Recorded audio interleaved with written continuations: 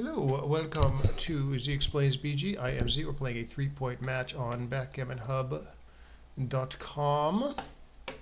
And we'll see how it goes. Against Peter Frost. Good match to my opponent. I paused there on the opening because you don't see this split much anymore. Usually people split the other way. Split with the 3, bring down the 4, versus splitting with the 4, bringing down the 3. And nothing wrong with this play. The plays are very close. It's just this is sort of fallen out of favor. When I first started playing, I think back in the late '90s, this was the preferred split because I don't know, split to you want the 20 point and not the 21 point, right? So people would do that. But of course, the builder on the 9 is better than the builder on the 10.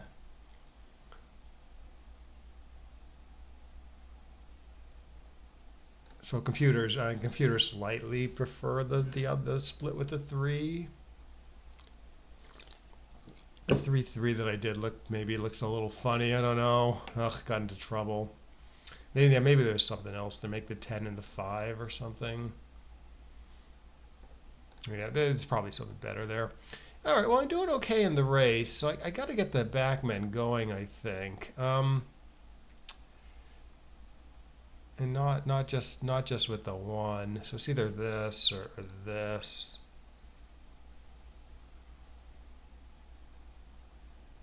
Try this, the 8-point stripped. Oh, hey, Chava, how you doing? Oh yeah, 3-pointer, right? Yeah, I never invite people to 3s, but I do have it set so people can invite me to 3s, and people do that a lot, especially like lower rated players. I noticed maybe because they kind of want to beat me, so they know that shorter matches they have a better chance against me. So I wonder, like I don't have 1s turned on, like no one can invite me to a 1-point match. I wonder if I did that, if like a lot of people would invite me to 1s.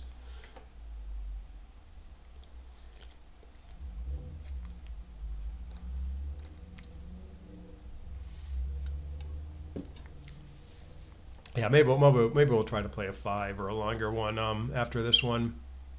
Oh, nice. Sounds like it should be fun. Alrighty, this is probably a good plan. I'm up 9 pips and he's got the 2 blots, so it seems like this is a pretty good time to try to get out of there.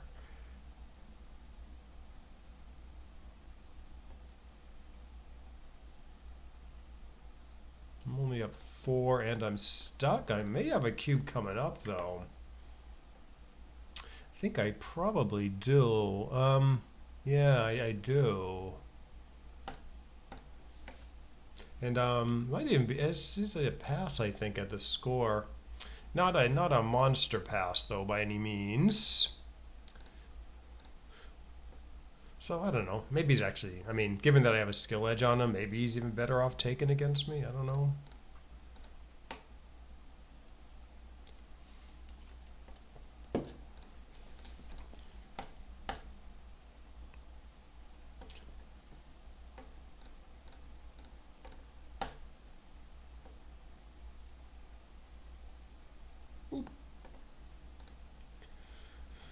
All right, so my take point on the recubes are raw 25%. So I may need to be a little more cautious than money, where you have some take points 25 for money, but you have some recube potential. Here, there's no recube potential. Hopefully, I won't have to make that decision though. I'm still doing pretty decently. Good. This is probably a good number. Yeah, in fact, it gets him to an even number of checkers, so it probably was a very good number. But he still can't do anything. Now he can do something. Let's see, I'll have to think about whether I take or not.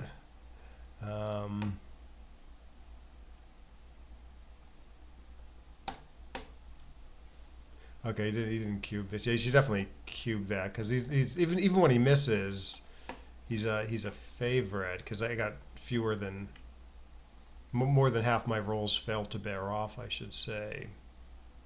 So that should be good enough. All right, I think I'm allowed to do this. Although actually the computer, I believe, just prefers the normal thing, at least for money. I'm gonna mix it up though. Yeah, I think there's a bunch of close stuff here, including 13 to 7, 6 to 4, I think, for the extreme duplication of 3s and 6s. Slotting twice, sort of a rare play. 2. Sort of does everything except hit, but great structure.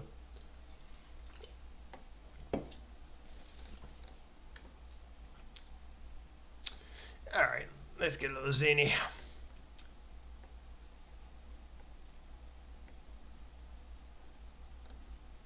This that's a bit much. Could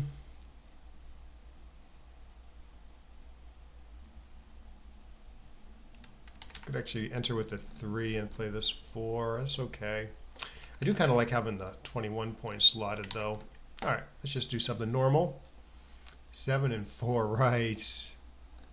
Yeah, my friend Matt likes to do that. The computer doesn't quite like it though, except maybe Gammon Go or something. Yeah, so 2-1 slot, 6-2. You can play 13 to 7, 6 to 4. Oh, he makes a 6 prime. Maybe I can dance like a million times in a row here. Oh, I should make the 6 prime, I guess. It doesn't matter much. 1, 2, 3, 4. Oh my God, I'm so dead. Oh,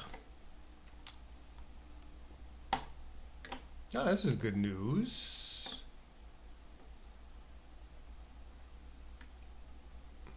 Well, I sort of did this so I can often kill my 5s the next roll, which is probably still a good roll. So I don't have to play my 5s now.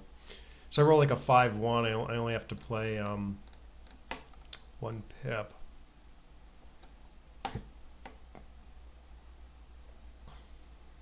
All right, he's got to break somewhere.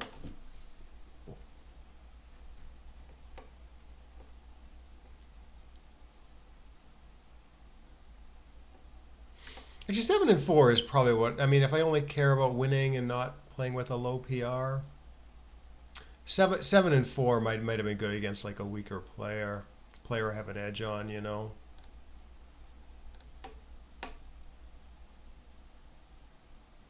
Because it's gonna complicate the game. Ugh, gross. Can I somehow hit a shot and make a board and win this? I don't know. Ugh, I gotta kill another checker.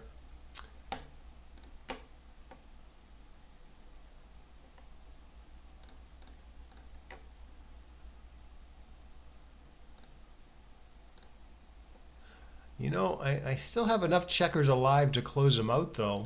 I've only killed 3 of my checkers. That leaves 12, which is this is exactly what I need to close them out after hitting. I'm always the optimist. Well, not I can still keep things alive. All right.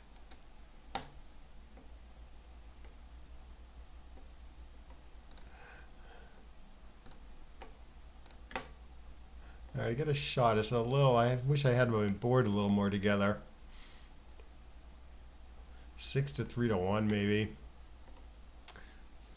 This is going to be a little harder to clean up when missed. Case in point. Well, I guess we got to try this. Hope to get super lucky. So far, so good.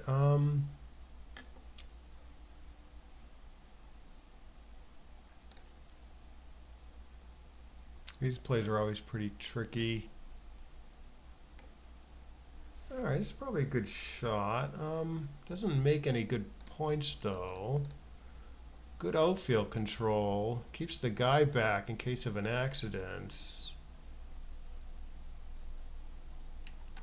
Okay, can I make a point? No, not really. Okay, 1, 2, 3, 4. Okay, see, I wonder if I should be slotting here.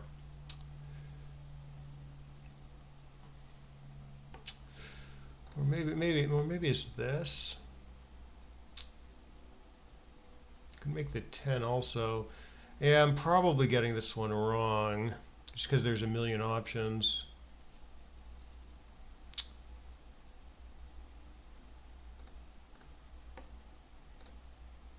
Ones, twos, threes, nice.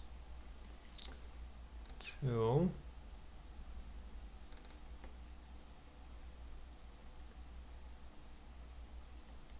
Seems reasonable. Oh, ace.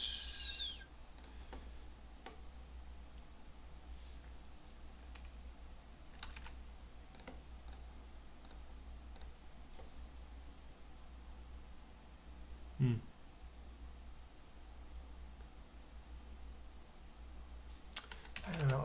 I don't know why, but I'm feeling this. Maybe because it's important to have this point slotted. Seems good to be back further though too. So I don't know. My brain says this. My gut says the other one. I guess this worked out a little better on a 6-1. I gotta run 1, 2, 3, 4. Yeah, that's probably pretty. It's probably some tough plays there at the end.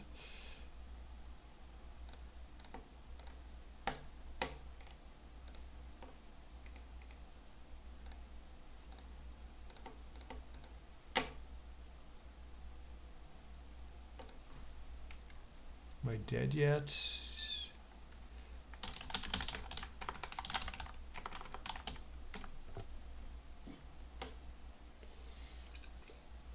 Okay, let's take a look at the computer analysis and then I'll play at least one more.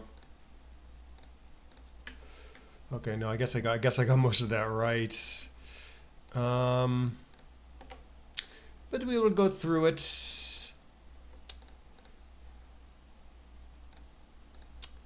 Yeah, a little bit unusual for the opponent here. Let me put myself on the bottom though.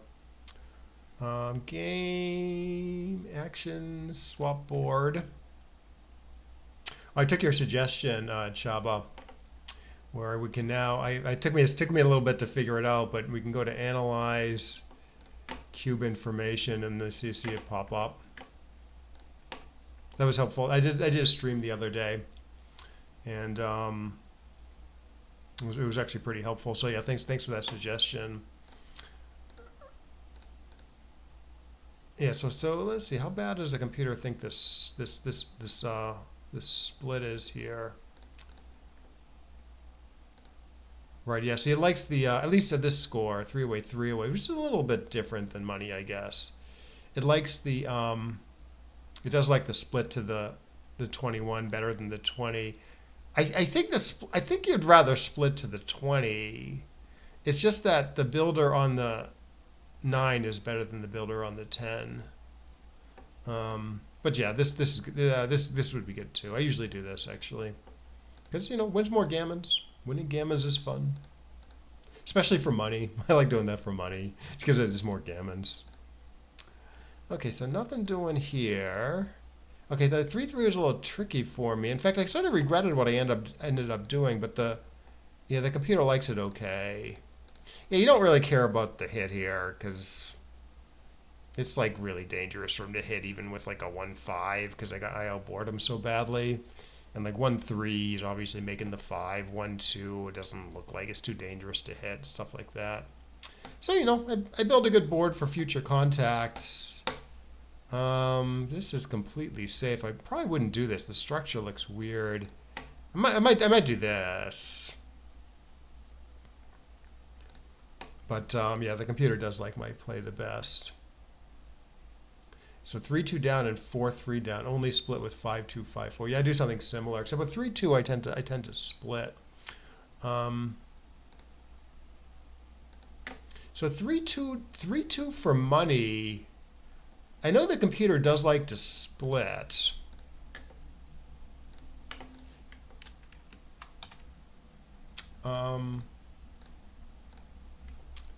But it's probably very close, right? Say money game 3-2 on the opening roll. Is it like 0.01 or something?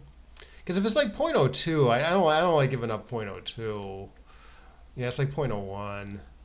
Yeah, so your play is fine. And it wins. I assume it wins like more gammons by a couple percent. So or 1.5% according to the rollout. So I don't know. Maybe it's not a bad thing.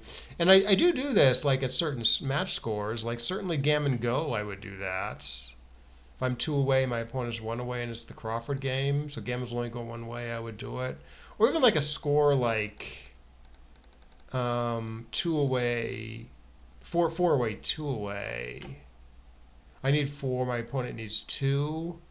I want to build up a quick gammonish position, and then offer a quick cube. So I do that there also. And yeah, gammon safe scores I'll always like split. Yeah, 0.01 isn't bad. It seems within the realm of like style or complicating the position or whatever. 4-way, 4-way, 4-way, 4-way. Yeah, the problem with it at 4-way, 4-away is you win more gammons, which is great because you're 4 away, but you lose more gammons also. So it's good for your opponent. Yeah, so it's very close apparently according to this rollout.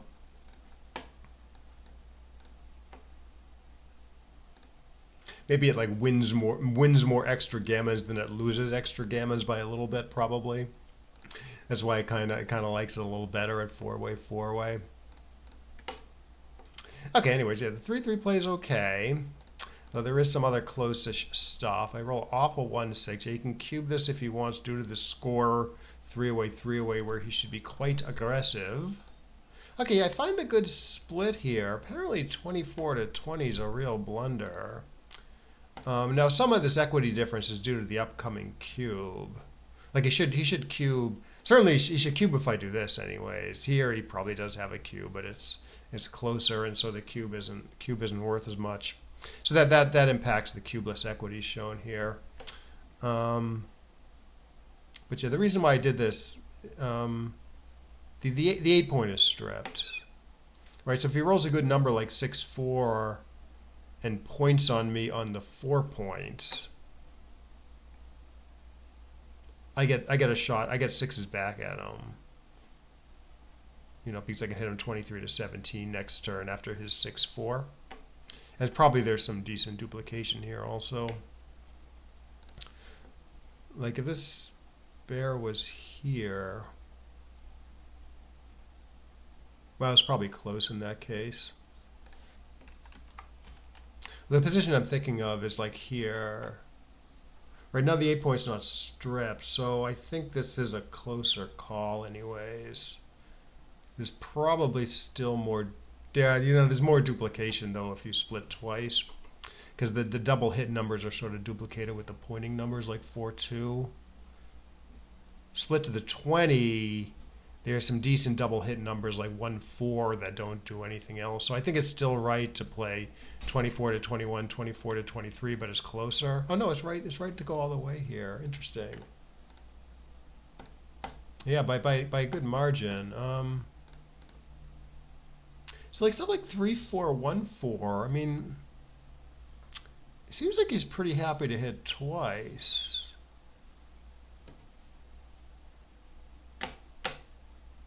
There's not really any of those numbers here, I think.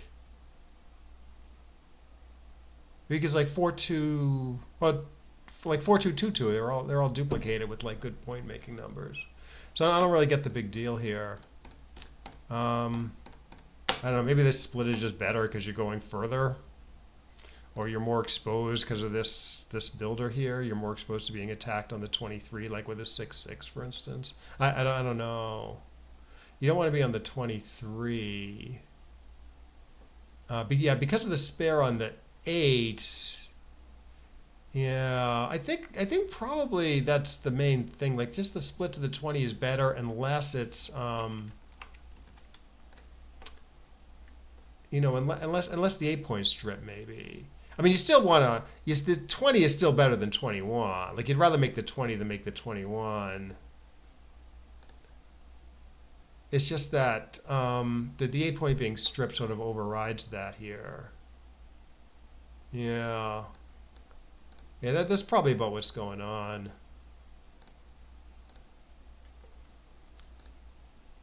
Anyways. So that was the 3-1. So I split correctly due to the stripped 8 points. He rolls an okay 5-3. I roll a great 3-1 to make the 20. And then this is wrong. Just by a little bit probably. Wants to save a 6 here, I guess. Yeah, I thought about this. I saw this. It's hard to make the 4 point here, say. So I do this. Not leave any blots in my board. I see that the 6s are going to play more inconveniently. But I thought it wasn't too bad to be pulled off the anchor with most of my 6s.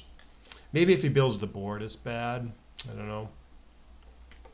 But I think that's what the computer's thinking. It's sort of saving. It can play a 6 here without giving up the 8 point, maybe. Yeah, I don't know. Somehow that doesn't seem like a big deal to me here.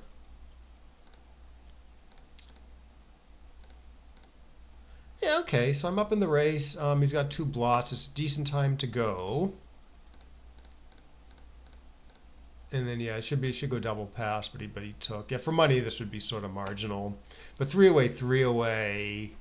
He needs to be pretty careful about taking, because it's not that bad for him to lose 1. It's like comparatively much worse to lose 2. I mean, obviously that's always true, but in this case it's especially true, because if he just loses 1 here, he goes to 3 away, 2 away.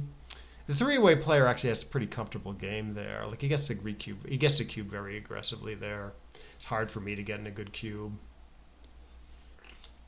So that's why I should be a little quick to pass. But yeah, like I said, for money, it might be a pass, but it's close, right? It's close to the take pass line. So you see the score effect there. It's pretty big, right? It's like for money, it's a take by 0.03. At the score, it's a pass by 0.15, so it matters almost like 0.2. 5 away, 5 away. If 5 away, 5 away is, yeah, it's even a bigger take than for money. Yeah, that's a good point. Because, let me grab the position again. Because there, losing 1 point is kind of a big deal. Because you pass at 5 away, 5 away. I mean, this is all qualitative. And you can quantify this stuff with a match equity table, but it's mostly how I think about this stuff. So you pass at 5 away, 5 away. You let your opponent get to this comfortable 4 away score. So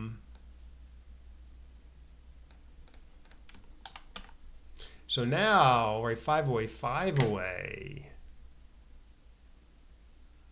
I get sort of the comfortable score if he passes. 4 away, 5 away. I'm 4 away, which is kind of usually a pretty decent score to be at. So yeah, it's even a bigger take than for money. So it's nice to know sort of these nuances. They come up a lot. I mean, you play a lot of short matches online. They come up all the time. And if you play a long match, you get down to 5 away, and 3 away a lot anyways. It's part of the reason why I play a lot of short matches. Plus, I'm kind of lazy, so I don't want to be like playing an 11-point match for an hour. But yeah, this is a little bit of a problem for me because I never get, like, online when I'm practicing online. I play all these short matches. I don't get to see like 8 cubes a lot, in like lopsided scores like 4-0 to 9 or something. And I see that stuff live because I play live tournaments, but I should probably practice that stuff more. And then, yeah, I just have a bear off that I lose. He doesn't miss a cube late. Yeah, here. Not here. Here. Yeah, so the logic here is like pretty simple. And in my mind, it's like pretty simple. Like, he's a favorite here, right? Because even when he doesn't roll a double, I'm an underdog to bear my guys off. And then he always bears his guys off on the second turn. So he's a favorite here. And it's his last chance to use the cube. So that means it's a double. Like that there's nothing else going on there. Like, okay, so he could roll 6-5 and then I can miss and then he can double me, but he's not getting any value from the cube. So I should say it's his last chance to get any value from the cube. The recube's dead after he doubles, so you have to double as a like any sort of a favorite here. Yes, it comes up for money. I mean, this is a match situation, but you see stuff like this for money. Like you have to cube this, right? Because I have 17 rolls to bear off, and he could roll a set, so obviously he's a favorite. And it's his last chance to use the cube, so yeah, it's a big. Even though it's some huge take, I'm not like a big underdog. You have to cube this. Yeah, even yeah, you can kind of get into this mode where you're just rolling. I like to say I like to expend a little bit of mental energy every roll when I have cube access. I can think, oh, okay, could this be a cube? And if it might, if everything, oh, possibly, might be, maybe, I'll spend some more time on it. And just I try to get into that mode just so I don't forget. I don't get into this mode where I'm just rolling. But occasionally I'll just kind of go into a trance and forget about it also. But I am better at that than I used to be. Okay, so this is the 0-2 Crawford game. Yeah, so this is that 6-2. Yeah, like everything's like pretty close. All right, yeah, in Chaba's play of 13-7, 6-4, this isn't bad. Like notice the extreme 3 and 6 duplication. Right, 3's to hit, 6 to hit, 3's to cover, 6 to cover. So you can do this crazy thing if you want, but yeah, the computer tends to just like the normal thing. And then this, I don't know. I like to do this because you never get to do this, but apparently it's actually worse, probably worse than this. Maybe. Split and slot. Apparently running isn't too bad. Slotting the 7, duplicating 6s isn't too bad.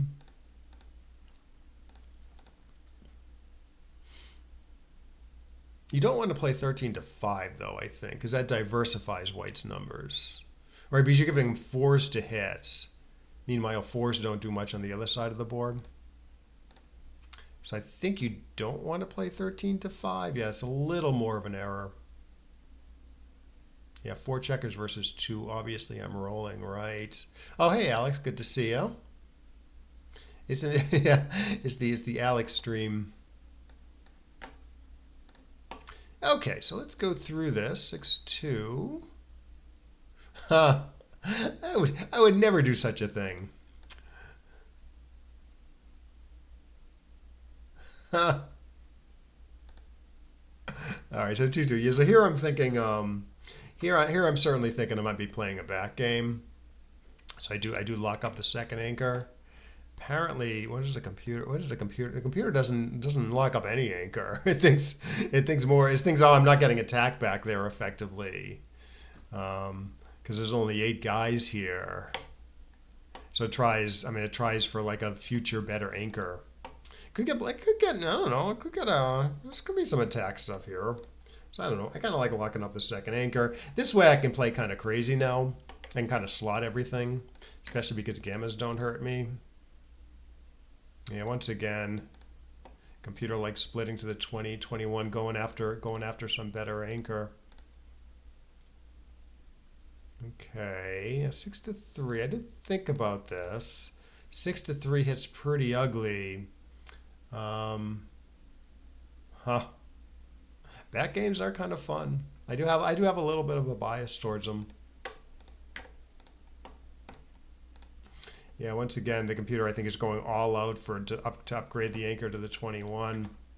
I think it does maybe make sense against perfect play to try that,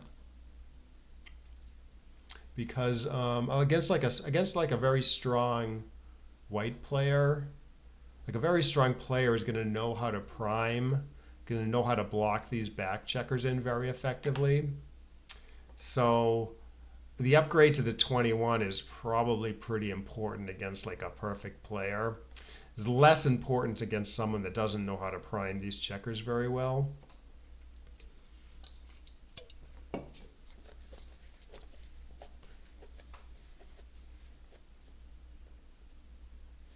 Okay, yeah, that might be. I would probably do that. How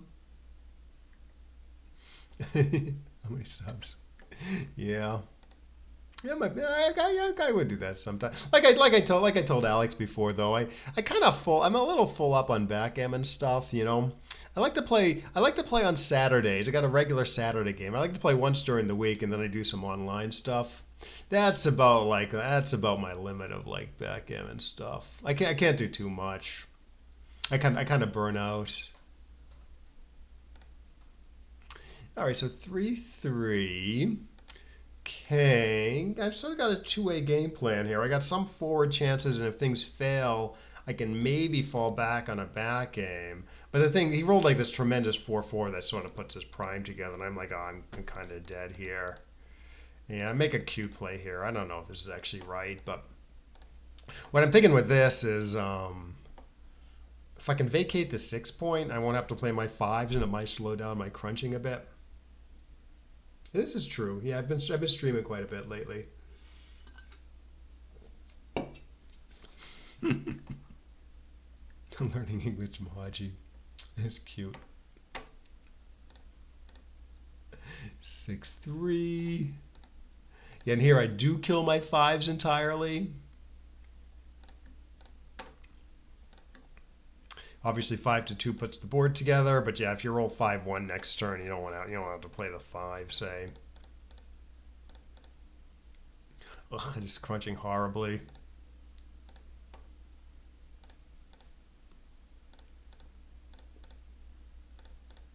All right, I do get to put a 4-point board together just for a second.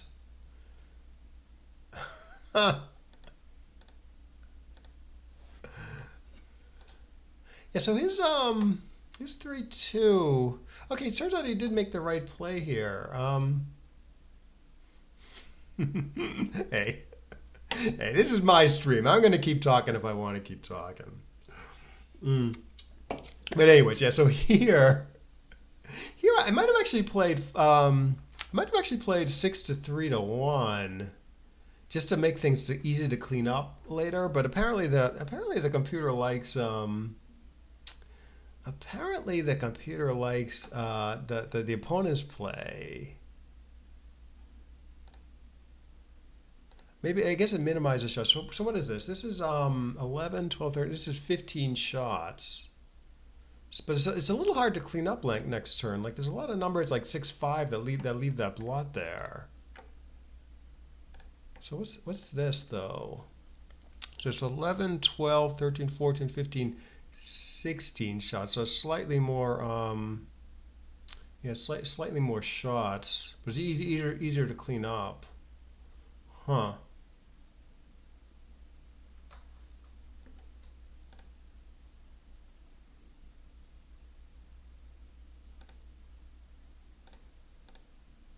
Five one. Okay, I do get a lucky hit. He dances. Yeah, I don't know about these. These are always tough plays because you got a ton of different priorities. Apparently, the computer wants to cover my outfield very well. Get hit on 6-6, which is no big deal. I don't know. I kind of move things around more slowly here. Good outfield control in the backfield. It's pretty close. 5-5. Yeah, I do not slot here. I just kind of spread things out in the outfield, which the computer does like. Oh, it also blocks. The second best play is to block 6-6. Yeah, I didn't see that. So how bad is slotting though? Yeah, slotting isn't crazy, but it does sort of it's sort of weak outfield control and it's a shot. Right. Yeah. So here it's around. Yeah. Here it's close to 30 apparently. Back when it was like this, crunched board. Yeah, I still have like, oh, I still have like 10% here or something.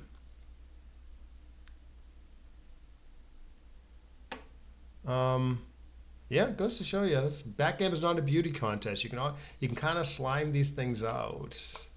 There's a guy back in the 2000s. I used to watch play. I used to I played him a little bit, but mostly I watched him play with a strong player. He used to get into positions like this all the time, often owning for money, often owning a cube. With just like crunch back game, and he was like very good at like turning him around. Like I've seen him like win. I've seen him win from here so many times. So I always have like, I never think it's completely gin, with a formation like this.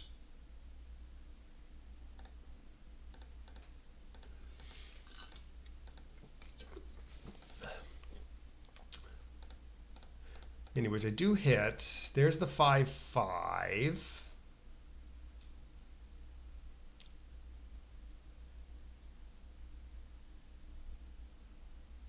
Yeah, he has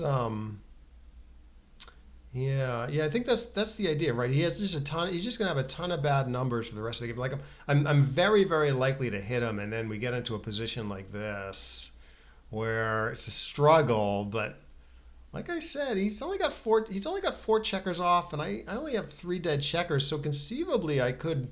Well, more likely I make a 5-point board. But I mean, you could get a 6-point. You could get a closed board from here. So yeah, it's not totally hopeless. Okay, so yeah, make a decent play here, it looks like. I don't slot again. I keep great outfield control, and I block 5-5, 6-4.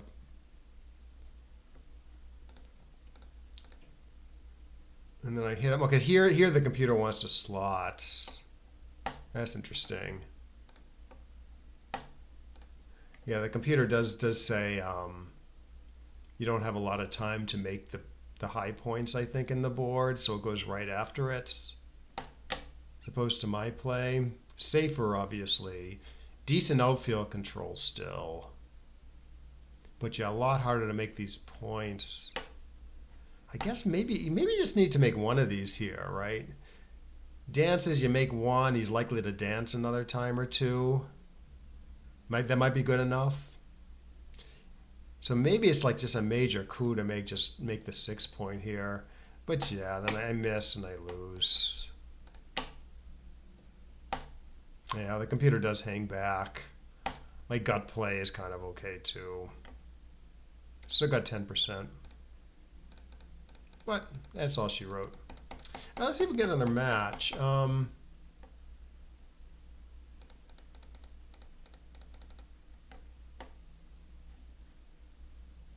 right, let's head back. Right. Yeah, that's sort of the realm of how I was thinking when I said like you're sort of running out of time. Like if you don't roll like a perfect number to make the 6 or the 5, you're gonna start burying very soon. So maybe that's less of an issue when you have like your checkers like further back in your opponent's position. Yeah, that's probably a major factor. Yeah, no, that's good. I didn't think in exactly those terms, but it was more of like a gut feel that I'm running out of time to make the 5 and the 6. But yeah, it's for the reason you said. You don't roll perfectly, you're gonna start killing guys, or maybe forced to slot it at a less convenient time. So let's see if anyone else wants to play. This guy does. I think is this pronounced is Sion pronounced Sean? Is that like an Irish thing or something? He's from the UK, it looks like, or Great Britain. All right, good match to my opponents.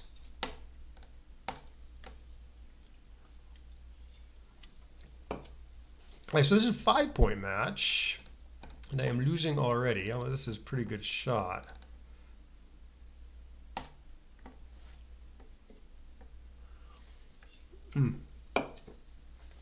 Oh, it is pronounced Sean. I have a neighbor. Siobhan. It's spelled Sio. How do you spell it? Bhan? Is that how you spell Siobhan?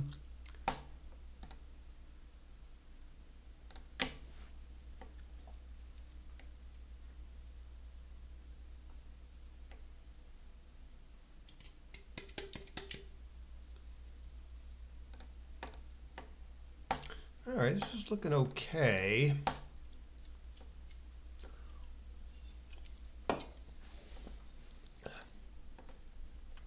All right, it looks like I'm running here. I mean, it's a little dangerous, but everything else is pretty destructive. So this is sort of both good and bad, right? Everything else is just purely bad. And I'm up in the race. It's quite thematic to go. Do not dance, dum dum. Good. Okay, so it's either 2, 3, 4. Obviously, he's hitting back with aces. I am sending another guy back behind the 4 prime. Or can I forgo hitting here, I wonder? The prime's not that effective, maybe. Huh. Yeah, this one is not clear to me.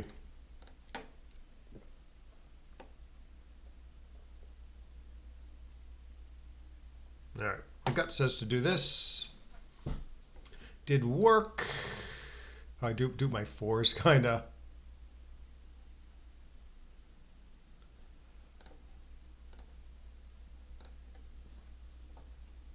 I still don't think I have anything. Got one too many problems, maybe. Like, okay, so he enters here, and maybe he's still taking. Yeah, you might be right, Alex. I felt like I was sort of guessing there.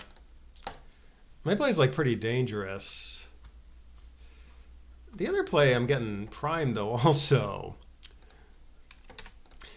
But yeah, if we were playing doubles or something, and you wanted to make the 5 prime, I would have definitely gone with it.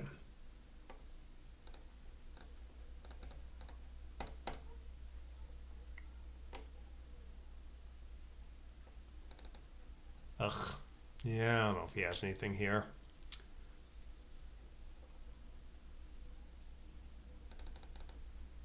Well, he has something here. I think I'm taking though. I think he's pretty sure he should cube that. It seemed his position ledge seemed potent enough.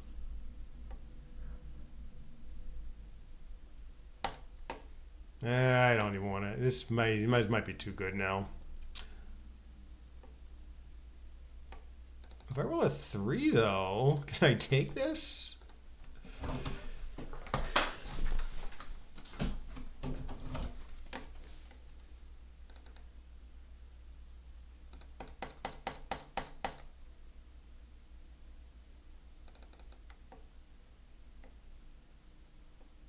All right, still playing on.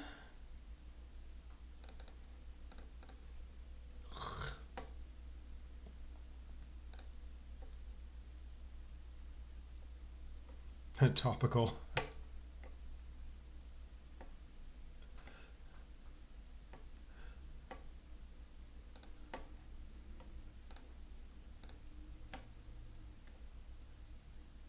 Oh, it's a good shot. Is he gonna hit me though? No.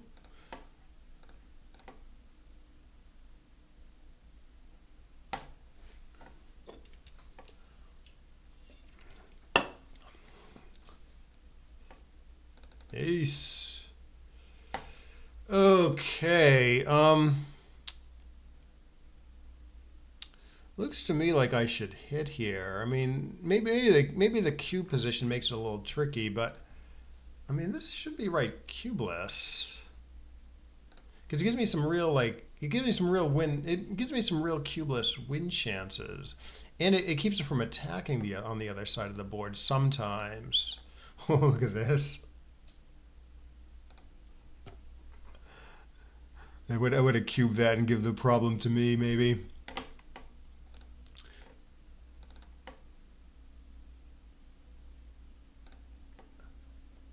Oh. I think he's supposed to jump there, I guess. 'Cause it could dance and then he could crack pretty easily.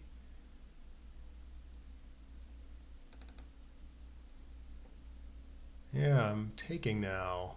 Huh. Oh, what's the over-under on the amount of missed cubes this game?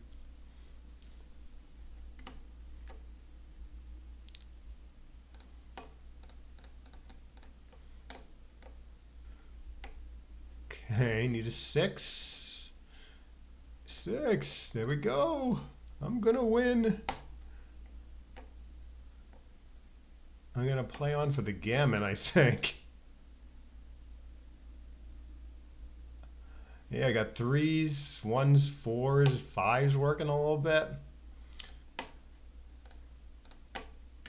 No, I'm too good. Okay, this. I guess I could slot the 1. That does crack a little though. So I am gonna try this. Now I will slot. And then I cannot close. I was wondering if I should close them out or not. Can't really do it though. Yes, I don't think so.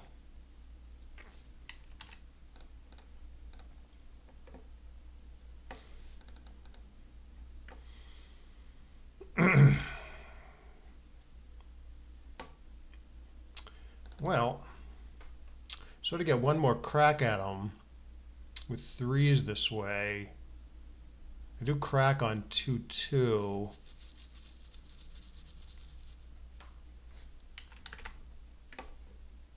This other plan, he's got to hit me first, and then I get a shot at him.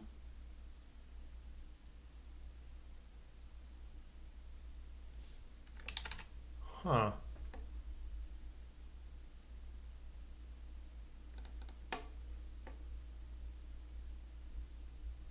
I don't know. This is a little unusual for me. I guess I don't. I guess if he rolls an ace, I don't always get a. I don't always get a shot at him. Because he might roll 1-1, 1-2 or something. All right. Well, this gammon's not going to happen, but I got no blotters, so I can safely play on for a roll. His board's so okay. I guess his board's so weak that I might try playing on, despite the fact that I have a few blot numbers there. If he danced.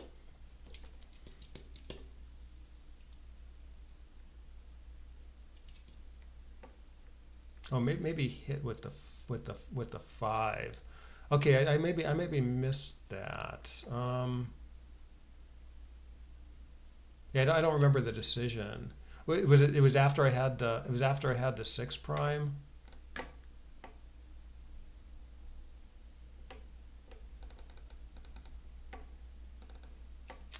I don't know if I can stomach 13-6.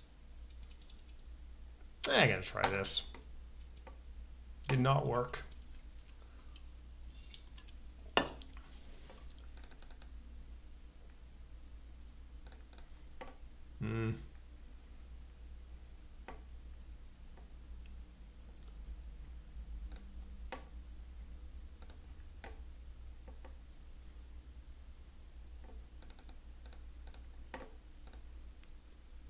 Well, can make the 10 point.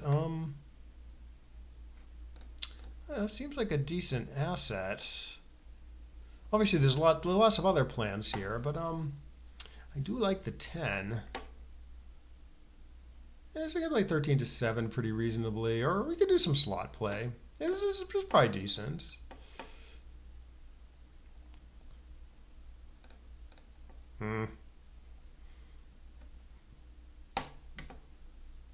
He went 2-5 when he had the 6 prime, and he came in with the 2 and broke the mid, leaving a shot. Okay, I think I do remember that.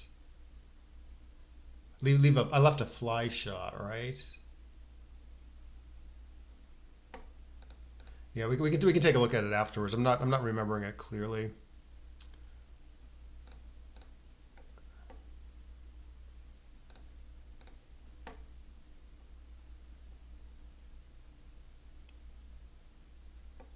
It seemed to me though there's a bunch of opportunities in there to cube for him.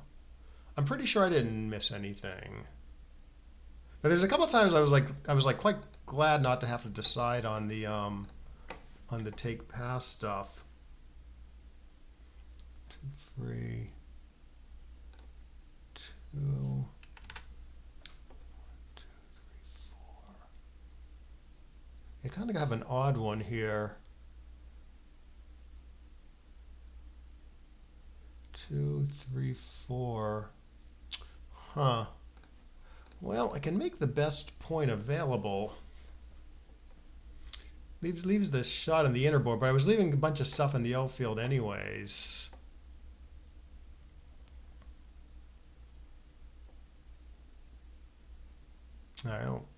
I'm probably winning here, but I don't have anything.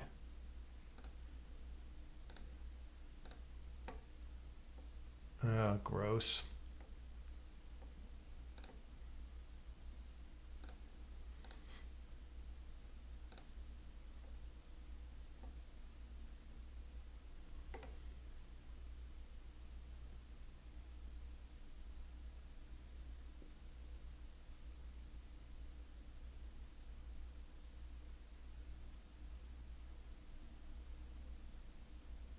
Okay, so he's got a 5-1.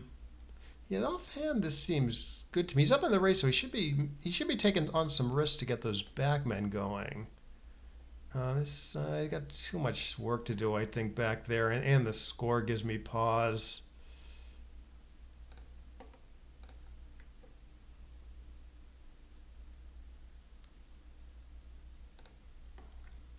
Dance here, though. I probably am cubing this.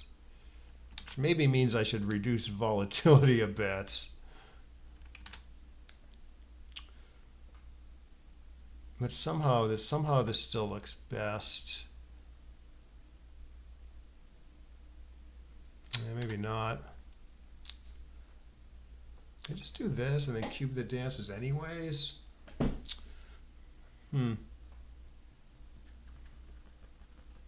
I don't know what's going on here. So it's sort of sensitive to how strong the cube's going to be if I do in fact have a good cube on the dances.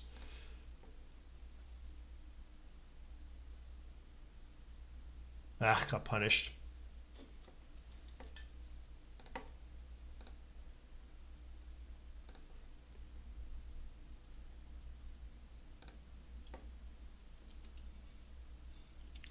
All right, 16 to 11.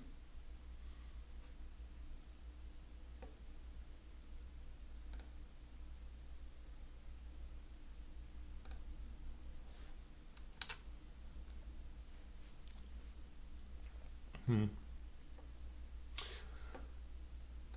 mean, I'm down in the race quite a bit, so maybe it's not super important to get this guy moving, especially because I can just jump from here usually.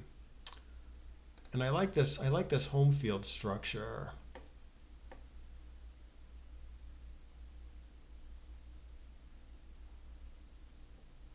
All right, do not dance, Alex.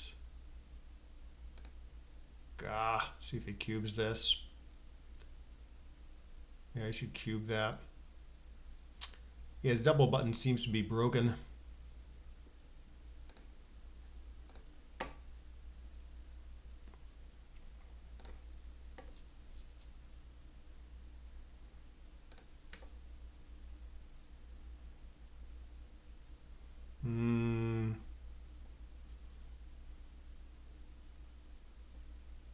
Nines and tens. Gross. 1, 2, 3.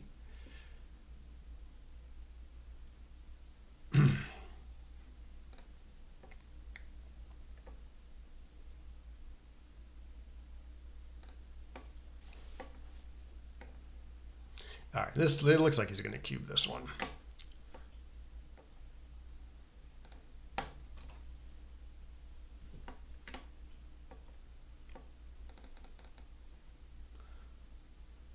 Alrighty. When I don't know what to do, I usually just do the standard thing with this like 6-2, 6-3 stuff.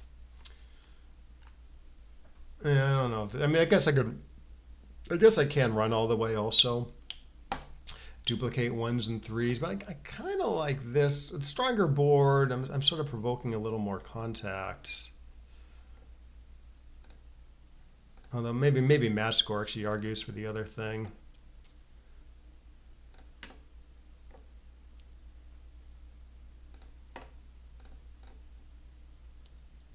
I do want to play a little gammon save at this score, so as not to give him like a good gammonish cube at this 4-away, 3-away score. Assume he's hitting. Good. I don't know what else to do.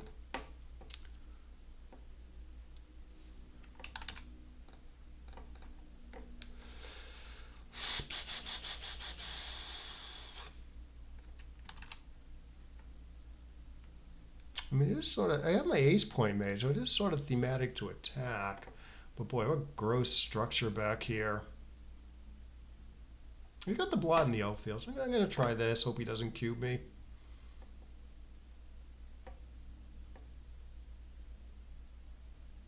Actually, match score, maybe I should go in the other way.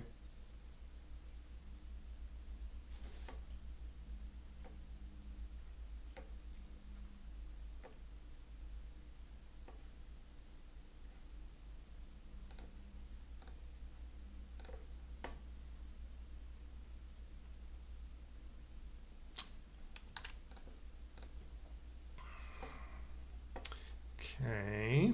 Yeah, I would think I would be passing this at the score. I wonder if I should even play 24 to 20 here. Nah. Oh, nice.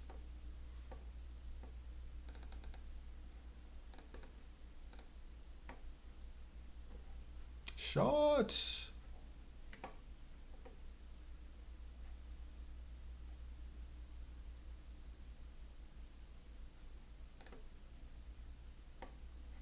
Well, that gets put together. 2, 3, 4. All right. Keeps everything alive.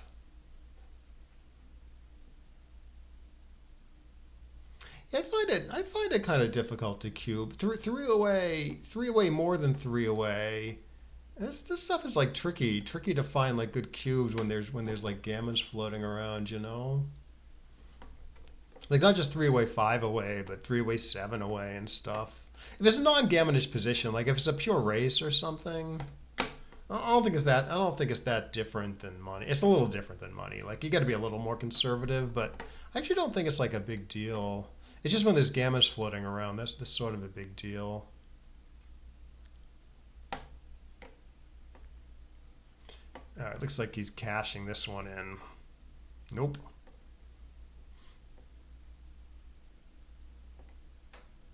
It's just so much easier to like find a double at like 4 away, 7 away than it is at 3 away, 7 away. And it like makes like a huge difference sometimes, like 0.3, 0.4 or more, you know.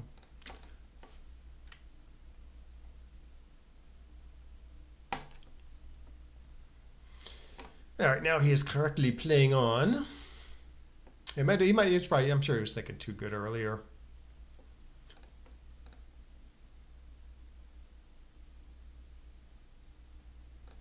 I don't know about this.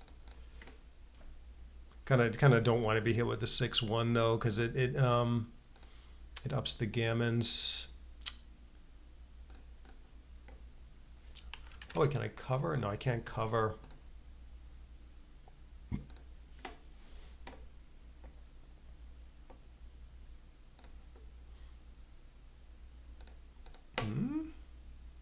I might get stuck.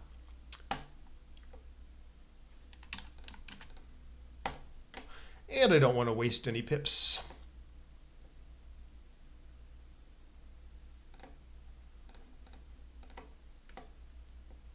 I guess I actually at this with him onto the cube, maybe I should actually be running there. Although actually if I hit him, I'm gonna save the gammon that way. All right, I guess it looks to me like I'm supposed to run here because I got a pretty good chance to save the gammon without hitting now. Yeah. And hitting is of sort of limited benefit because then he gets to use the cube, and I don't win. I hope that 2-2 was right. Did I play that too quickly? No, my 2-2 is fine.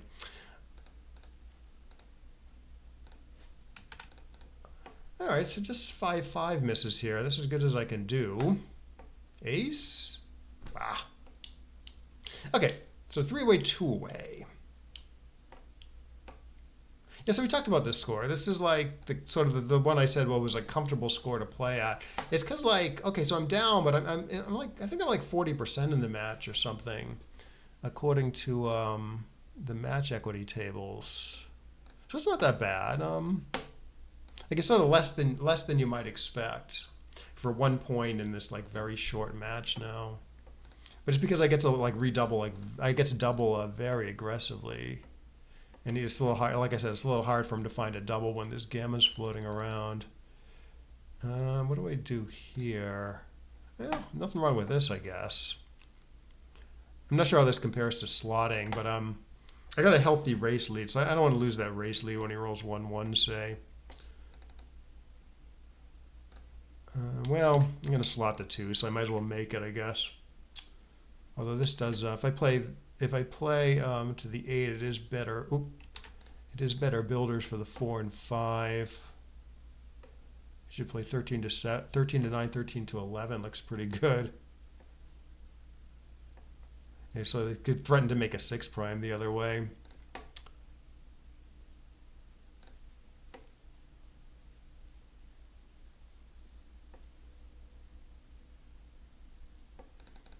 Get out of there. Shoot. Yeah. Board could come in handy. Okay, so I shouldn't leave the anchor here, because it gives me the sort of this attack option. Right. Yeah, and the take. So yeah. I actually maybe before you showed up. Yeah, I did mention that earlier. The take point on the Well, maybe it was a slightly different score, but yeah, the take point is just like a raw 25% for the trailer, even though he gets to redouble to 4.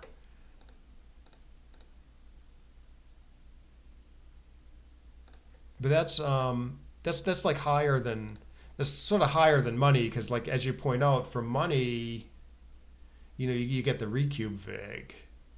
So even though like the math says the take point's 25, in like a long race for money, the take point's usually around like 22, between 22 and 23. Okay, 1. Well, I mean, I guess this. Well, I mean, this might be a bad number because the checkers just doesn't end. The checkers just don't end up in good spots. I mean, I assume I'm doing 1, 2, 3, and 1 more. Not seeing a ton of options here. Okay, so this is 6, 6, and 2. Slots the good point though. There's going to be more shots. Just trying to make sure I'm not missing anything here. I gotta get the Backgammon out. So let's do this. And then I mean, due to the score and due to the, I mean, my front position is really crappy, but I'm gonna double this anyways, I think, due to the score and due to the fact that his back position is really crappy. Like his front position, I should say. All right, we're going to screw around a little bit. You can double that right away, obviously.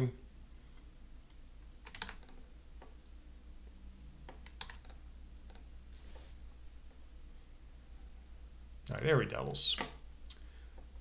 And then hits me twice. Nope.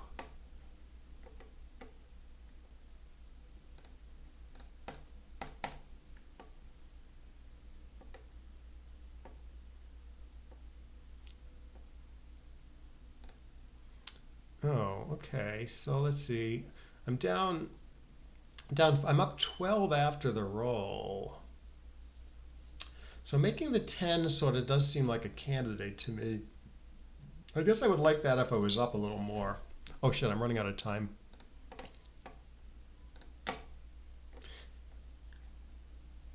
All right, maybe this is a good time to get off this point while he's up on the bar.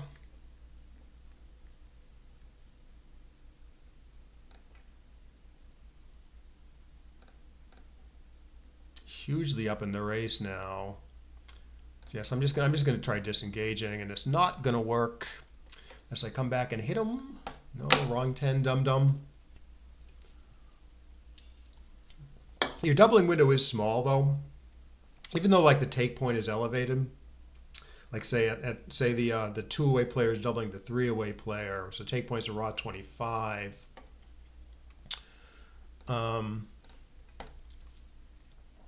Because the 3-away player has an automatic recube to 4, that tends to shrink the doubling window.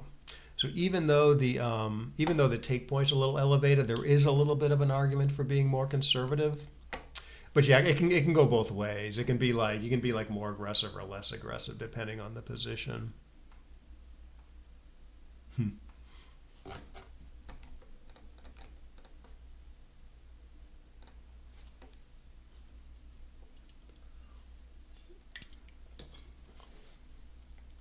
Alrighty, so I'm hugely down now. Okay, just in case I hit him, I'm going to lock this up. Like with a 6-1, for instance. I think it is worth it for him to pay the 2 shots to make this awesome point. L2. Yeah, I could hit him again, but I got to fill in this 3.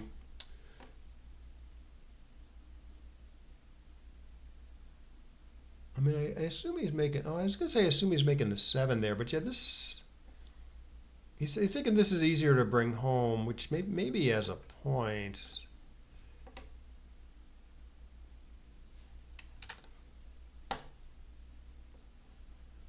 Oh, I might get 5 shots at him. Hit him. Bah. All right, how bad is this? Yeah, it's not that bad. I'm getting tacked pointed on the other way, and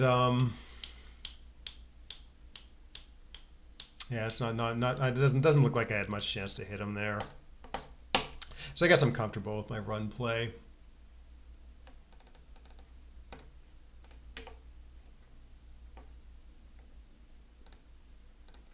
Despite the race deficit.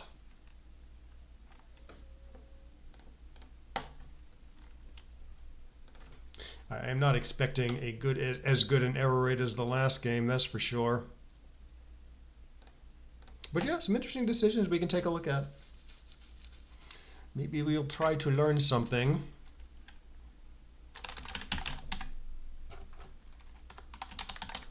Oh, I can win. I can win without the double. Not anymore.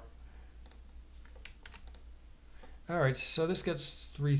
This will bear off with 3-3. The other races won't.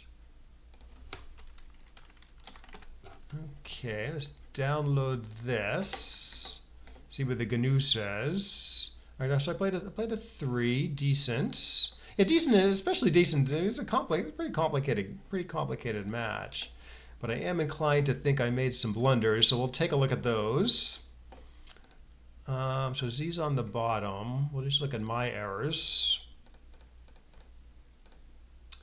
4-4. Okay, lock up the 5.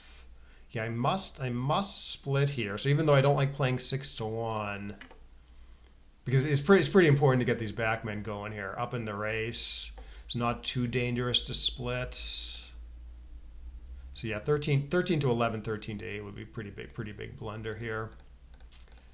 All right, 2-1. Okay. Here comes the Okay, so I run and then I'm gonna roll 1-1 here, and there's gonna be some question about the play. Okay, it's not. Okay, so my play is right, but not by a large margin. Right? I'm hitting, which is great. I'm sending another guy behind the 4'. Obviously, the structure's not that good, though, you know? So that's why making the 4 point for going hitting's pretty reasonable. Making the good structure, but I got a lot more problems in the backfield, you know. So yeah, fairly close for being two different plays. All right, yeah, no, I saw this play. I didn't like the fact that this was kind of a double shot, like ones and most of his threes hit. So I do this, leaving the backman kind of stuck. The computer's quite averse to that here. Although it's not a blunder or anything. I actually did kind of like 13 to 10 because it bears on the 4 point though. Yeah. Yeah, I was like going back and forth. I mean, I felt like at the end I was sort of guessing there, you know. Yeah, I can't with the back man. I can't quite double yet. I escape and then yeah, pretty obvious double. Looks like my opponent made a decent pass. I mean, I might have been tempted here due to this open 4 point. I can close that, but I'm going to be leaving some shots a lot of the time when I do close it. Like if I roll 4-3, I don't even know if I should really make it. You know, I probably just play 13 to 6 there. But yeah, good pass by the opponent. Does get gammon some there. Yeah, that's a good play. Yeah, running is okay. Running is okay like this. I do love this builder here when the guy is anchored low because it bears on the whole inner board, right? And it's a builder for all these important blocking points. Compared to this position. So the race isn't as good for me, right? But the running plan is actually right here, I believe, because the builder isn't good anymore, right? Because it's still bearing on the inner board, but it's not as important to make these points now that he's anchored on the 5. Okay, I guess I am wrong. No, it's still like this for some reason. I guess maybe because the running plan isn't that good due to being down in the race. Yeah, I'm a little surprised by this. In fact, okay, no, I'm sort of backwards here. It's like close here,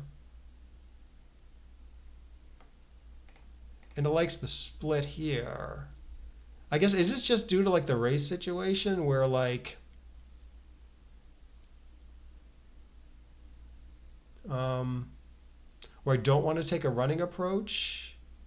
More shots. I see. So you're saying like running goes down in value here because I'm making his like 6-3 and 5-4 good, which are they're kind of bad numbers otherwise.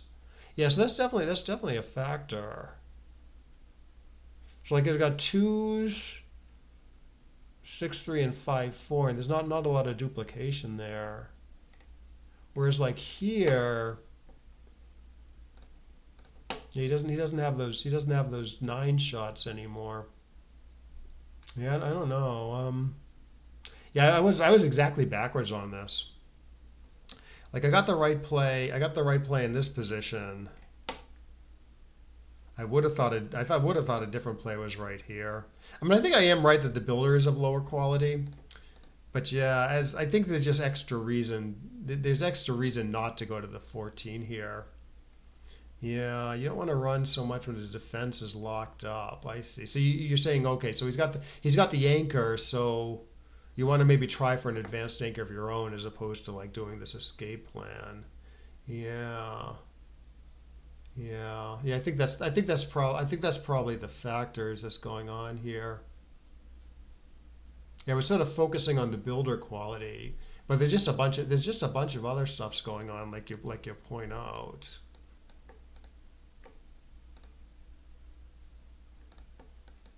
Oh, sorry, I got to re-import again.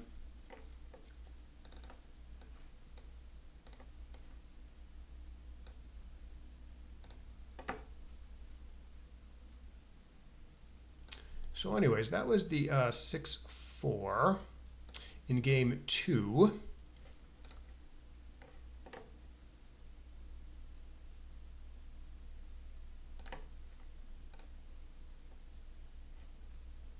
What's Kieran points? What does Kieran mean?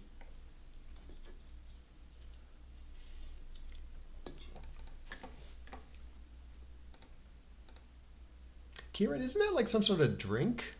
Kieran? I assume you're referring to a person though.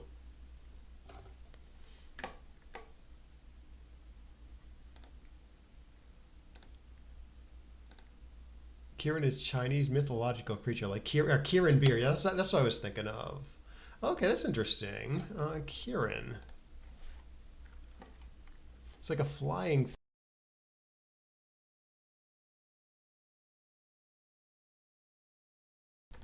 Right, their logo is like some mythological thing, right? The Kieran beer like uses this as a logo or something close to this.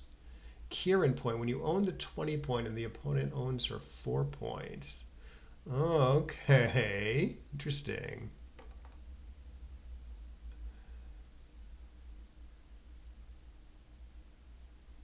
Oh, it's purely vegetarian, never harms another creature.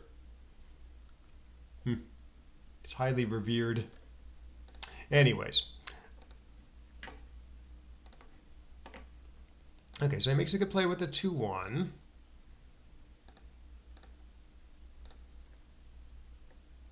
It negates the priming value of the 4 point, right? Yeah, the 5 point becomes more important for both players actually when you have your 4 point made.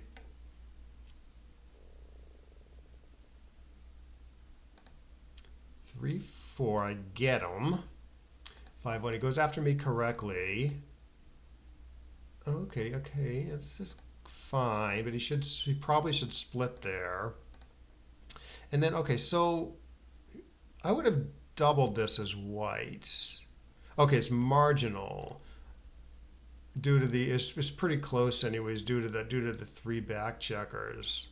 So there's another like similar to like the other scores we talked about. Non-gammonish positions, I actually can take a little deep at this score. Again, because if I pass, he gets to a comfortable 4-way score. And if I take and he wins, which will probably happen, he gets to sort of this awkward 3-away, 5-away score. Right, so I should take a little deep in non-gammonish positions. On the other hand, the gammon value is a little elevated. So he wins a lot of gammons here. So maybe he should be even more aggressive than normal. In fact, we can take a look at what the computer says the gammon value is now. So you go to Analyze, Cube Information, Cube on 1. Click on gammon value. Yeah, for black. Oh no, sorry, for white, it's 0.48. Wait, is that backwards? Huh. Yeah, so white's the 5-away player. Oh no, I'm sorry. Gammon value on 2. That's what's going on. Yeah. I had to set the cube value from 1 to 2. So I'm talking about after double take, the gammons for white are actually quite valuable. For money, it would be 0.5, right? At this 5-away, 4-away score, where the 5-away player is doubling to 2, the 5-away player's gammon value for the doubled gammons is almost 0.8. Right. Yes. Yeah. Good. Yeah. So yeah. Given that it's fairly gammonish there, he has like more incentive to double than usual, I believe. And then yeah, he overshoots his market pretty big. I think he's playing on at this point, which is pretty reasonable. He makes a 6 prime, although the computer wants to go after me. Might be a cubeful thing going on here. This is too good still. Would have easily found the pass here. I probably would have hit here too, but the computer thinks it gets stuck too much. 4-4, okay, clearly too good.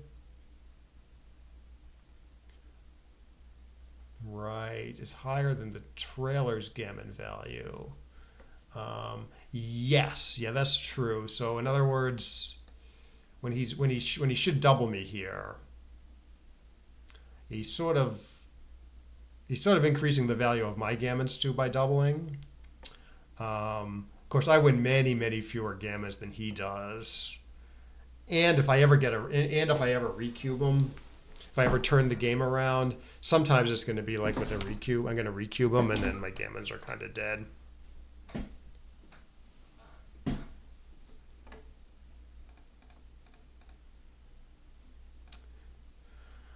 Six one. Okay, so he tries to get out of there. He's trying to get out of there. Yeah, the computer like really wants to try to get out of there, as opposed to just partly getting out of there and getting another builder. Yeah, so a little worried about being counter prime, which makes sense. Still too good though. Correctly plays on.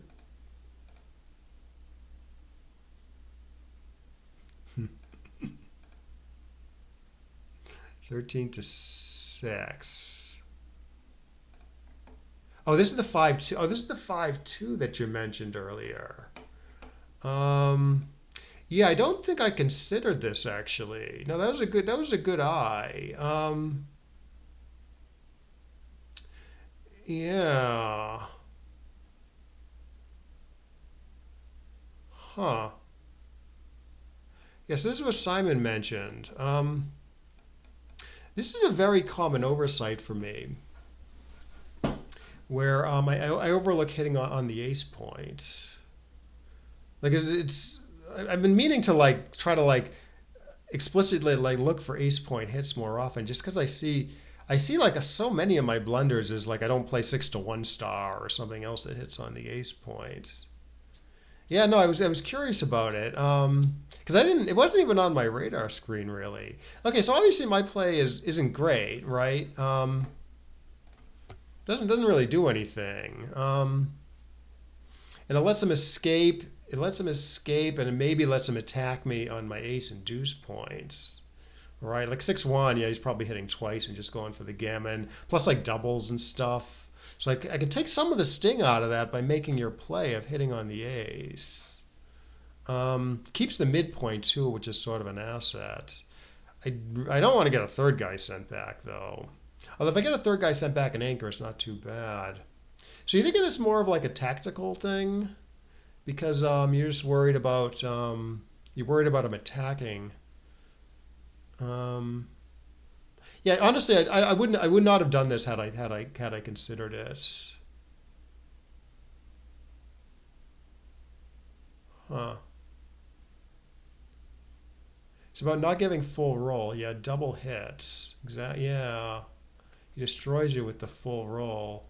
Maybe he plays 3-1-3-2.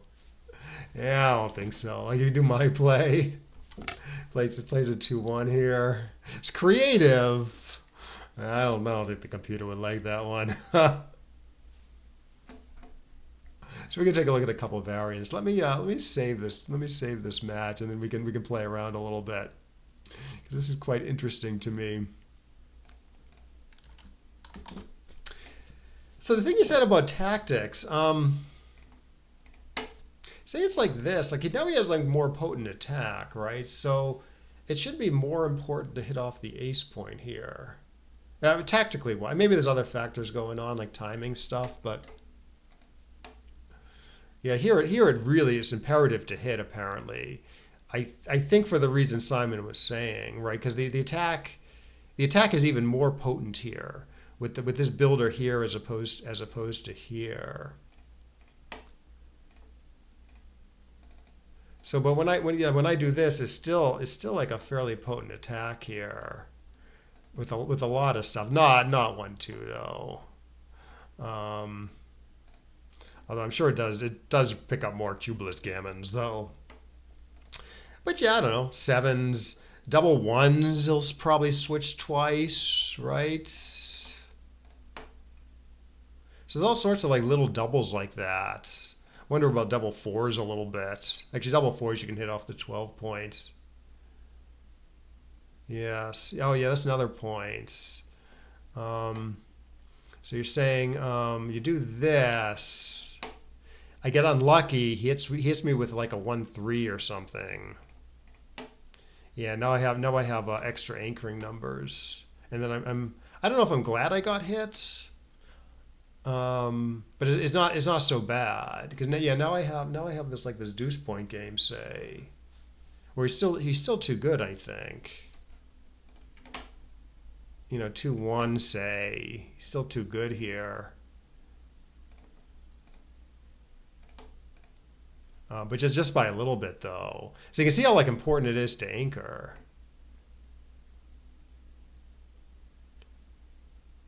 Yeah. I see. Prevents you from getting hit on the mid with a 4-4. Actually, yeah. So this is the so if you're saying if I do this, yeah, there is a shot in the outfield with 4-4, which he will hit me there with. Oh, there is sort of duplicated with like some switchy stuff, but no, hitting off the mid's more important.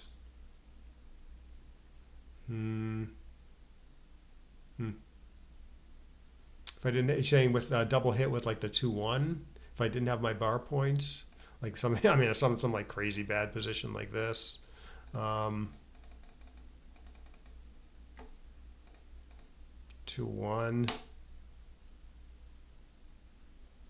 Some crazy, you wanted to make some crazy hit here. I'm a little skeptical still. I would find something normal here. Yeah, it's not bad though. Look at this. It's only 0.02 behind. Yeah, it's good, kind of interesting play. Could possibly ride in a rollout. I mean, I think you have more incentive to do like crazy plays like that at this when you have cube access, right? Because if things start going bad, you can like you can use the cube later. Yeah, it's like way wrong here. It's wrong by I shouldn't say way wrong. It's wrong by more here than it is here. Because here, if things start going wrong, you can use the cube. Here, not so much. Right. Plus it. Yeah. Yeah, it's conceivable a little rollout to be better, but yeah, like I said, I'm kind of skeptical.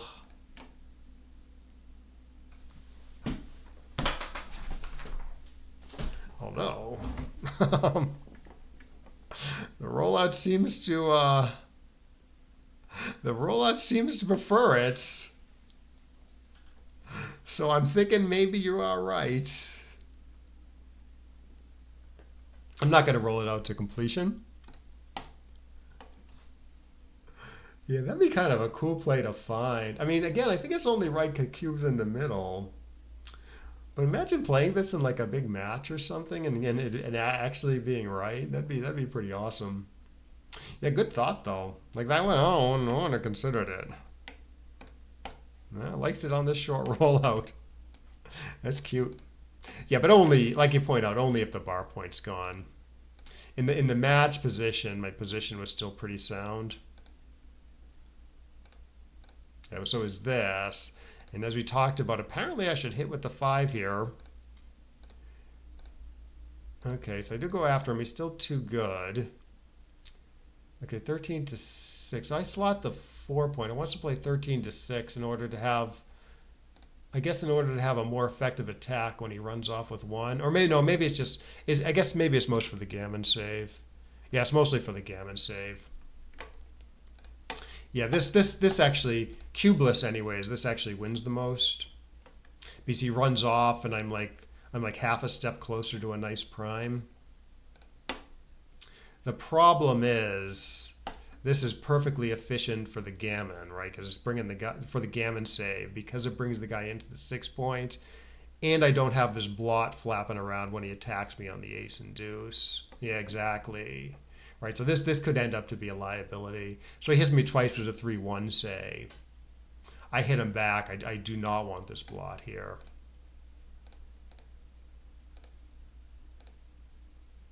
Yeah, here well here it helped me actually, because I get to hit and cover. Okay, still too good. Yeah, I would have been, I mean, I'm sure I would have found the pass. But okay, so someone doubles me here. I think for a second, oh, can I counter prime him? Maybe I think I need the I need the point locked up to have any like real chance though. So what happens here? So I get the great roll, and all of a sudden it should be double take, you know? Yeah. So it was right in the middle of double no. It's big double big take, I should say. Huh. I would have. I mean, I don't know for sure. I would have found this take, but I wouldn't. I certainly wouldn't have insta-passed. Yeah. Obviously, white has like a big edge here, I would say, right? Because I have two men trapped. He has only one man trapped.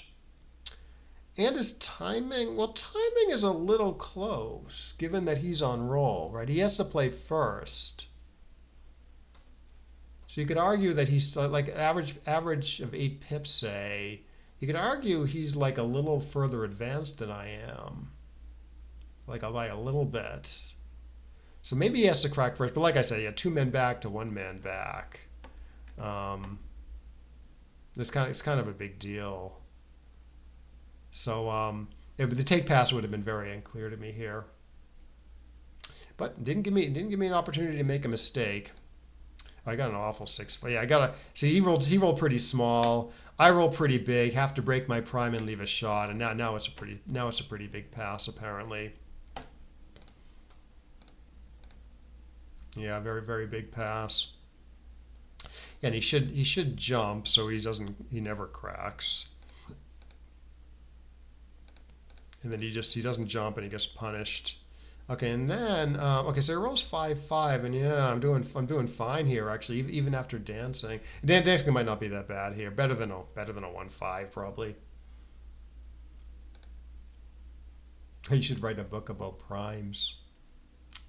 Yeah, prime v prime is like it's pretty tough. They can be pretty tough positions. It's often like very delicate, based on the timing. Like I've definitely made some huge blunders when I misevaluated the timing. It's very easy to go way wrong. Okay, yeah, now he's not good enough. I can't double until I come in, I'm sure, unless maybe he gives me like a shot in his board. Oh no, I can actually double this. Oh, is the problem? I guess the problem here is I'm going to lose my market not only if I enter and he doesn't jump, but I lose my market if he leaves a shot probably. Say I dance and he rolls 5-3. That's probably a market loser. So I can lose my market that way too. Like he's probably gonna have a pass there. Yeah. Yeah, we saw it. Okay, so he did jump though. But yeah, we saw what happened, and then like his position just deteriorated horribly. And then I am legit too good here. Okay, does want a slot here, but it's no big deal. Hope to get hit, get extra shots at this guy. I do something a little more flexible. Tadot wrote an outstanding chapter on prime v prime. Okay, I'm not familiar with that book, I think. What's the book called?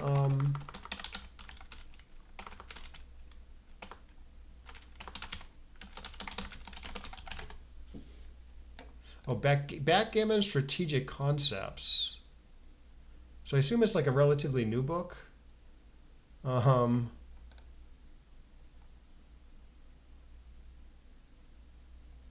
actually hadn't heard that book. Backgammon Strategic Concepts, right?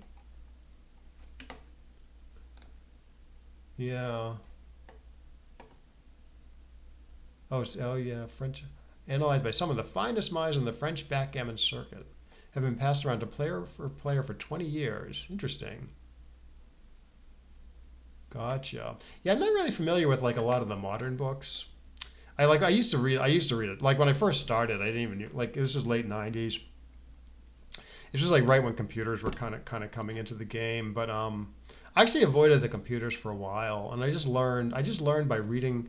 I would read like a chapter of a book, and then I would like play on fibs like an awful lot while thinking about the chapter.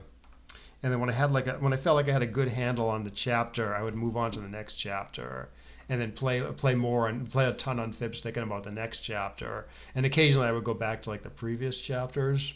Like I did that with like Backgammon by Paul McGreal, and it helped a lot. But yeah, for the first couple of years, I got like pretty decent without really using computers back then. Just by reading books. So even back then, there was a bunch of good books out there. But I haven't done any studying on like using books for like a really long time. Oh, do you really? Yeah, it was Alex Z on Fibs for a long time. And then I was Z on Gridgammon for a long time.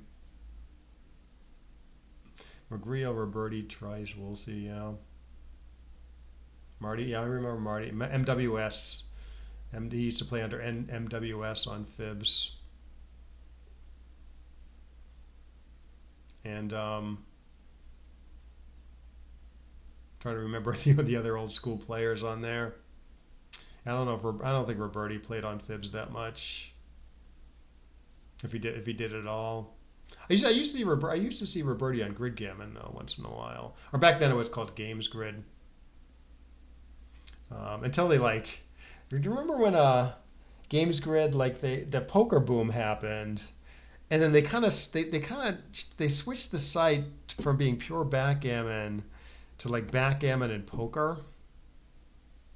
There was so many like poker sites out there that it couldn't compete. Like it wasn't like a particularly it wasn't a poker site with anything like particularly different going on.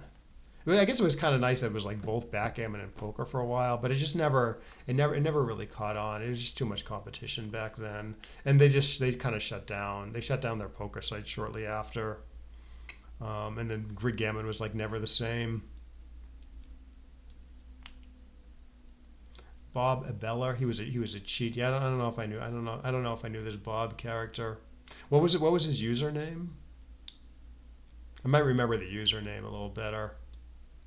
Was it just Abeller? Trying to remember. Fibs was like a long time ago. It was a great site for like way back then. There's all like these there was all these like decent interfaces for it. Like Beggar's Backgammon Terminal, which I recently found out was written by a friend of mine. Matt Rayclitus wrote that.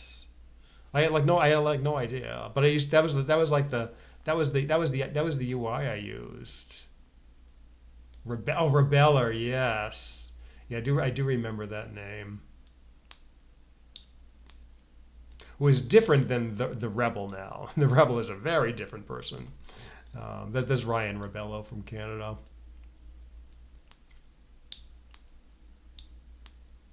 Ken Arnold, yeah, I remember Ken. I see, 1L, two B's, 1L. Yeah. All right, so where were we? Oh yeah, I'm trying to pick up this. I'm trying to pick up this checker. It's not working for some reason. I do correctly slot now, hoping to get hits. Yeah, Ryan's a really good player. He got good like really quickly. I mean, his father's like pretty decent too, so I think he learned early. He got into the game early. Rebello. Yeah, so he got good. Part of the reason I think it's like if there's like a bright kid who's like in his early teens or something, and like he gets like super into backgammon, I think it might help to take up the game like super early like that. Someone like 13, 14 to like get to like internalize these concepts where your mind is like still young and very plastic, has high plasticity, so it's easy to make new connections and stuff. Especially in a game like backgammon, where it's a lot of backgammon is like about pattern recognition. If you get to it early, like a bright kid, I bet they could get really good really quickly, like Ryan did. I think Ryan probably started very early because he was like world class at like 18 or whatever. So I think that helps a lot. In fact, that's good for like anything, chess, music, languages, whatever. You get to it early, you have like this big advantage over someone that's starting in their 30s or whatever. Well, the mind is like a little more set. No, I don't. So what was your Alex? What was your username on Fibs?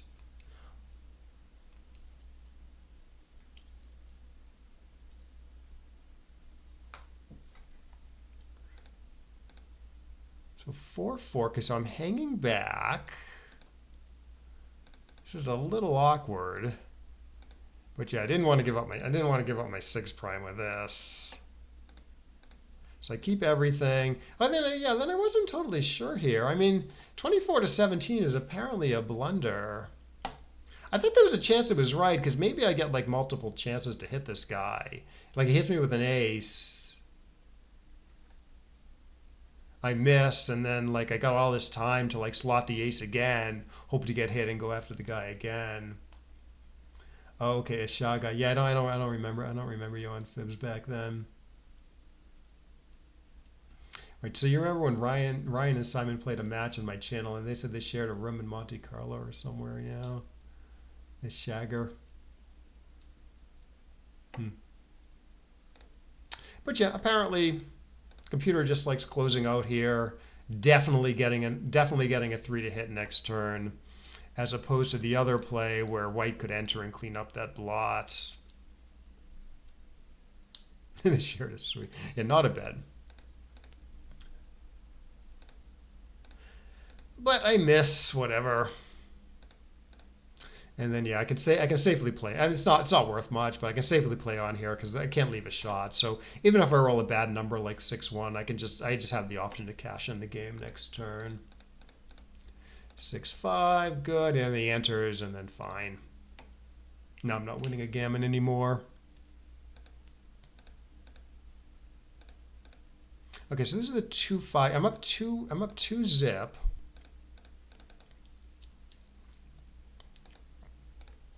Apparently the computer cannot stomach 13 to 6 also. So only gets a 1-point board, so fine. It leaves a million shots.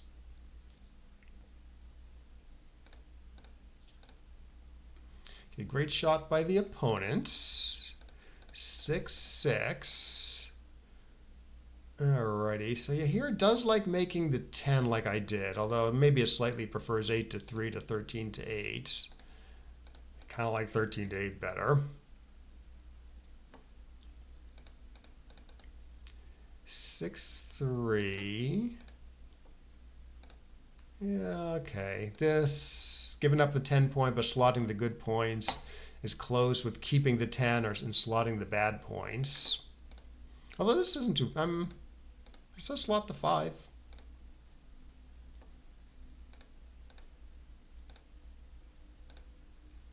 All right, 6-2. I keep the 10 again. I get a great 1-1. Oh, I make a 0.3 blunder here. So what am I missing here? Oh yeah, I overlooked the play. I'm sure there's tons of stuff better than my play. But yeah, somehow I just completely missed the idea of just leaving of playing 13 to 10, leaving just 1 blot in the outfield. Yeah, obviously this is pretty good. Yeah, no, my play is pretty ridiculous. Volunteering a direct shot just to avoid leaving a blot in the outfield. But yeah, to be honest though, I did see this and I thought I don't want to leave the 2 blots in the outfields. I want to lock up the asset in the outfield, so I went with this. But no, this is crazy bad apparently. Yeah, it's a huge blunder. Yeah, cubeless is like. I mean, cubeless is a bit closer. It's like 0.15, but still, woof, woof. My play does lock up the nice 4-point though. All right, so let's look at us. So this is better. This is better. Yeah, this definitely prefers leaving 2 blots in the outfield to leaving 1 direct shot in the inner board, which I guess should not be surprising. The 12 points not really worth much. So I guess that was my. I guess that's where I lost. That's where I lost all the. That's where I lost all the PR apparently. Yeah, definitely did not think about that correctly. All right, so I do hit correctly here, and here. I'm just hoping something good happens, and it does. He dances, but yeah, it's pretty far from a cube at the score. Score reversed, you would double this. But yeah, up 2 zip with these 4 guys trapped. Yeah, it's not nearly enough up 2 zip. But if it makes some progress and he dances, I was thinking, okay, maybe there I can cube.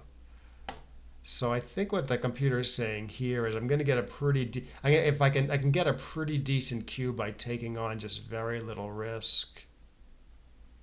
416, 436. Yeah, the plays are quite a bit closer cubeless.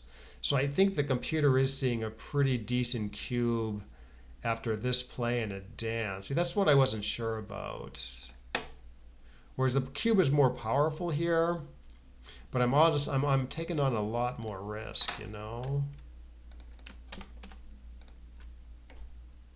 Like you do the computer's play, white dances, even up 2-zip. No, 2-zip is not even a cube. So why isn't my play better? Is it not a cube after my play also?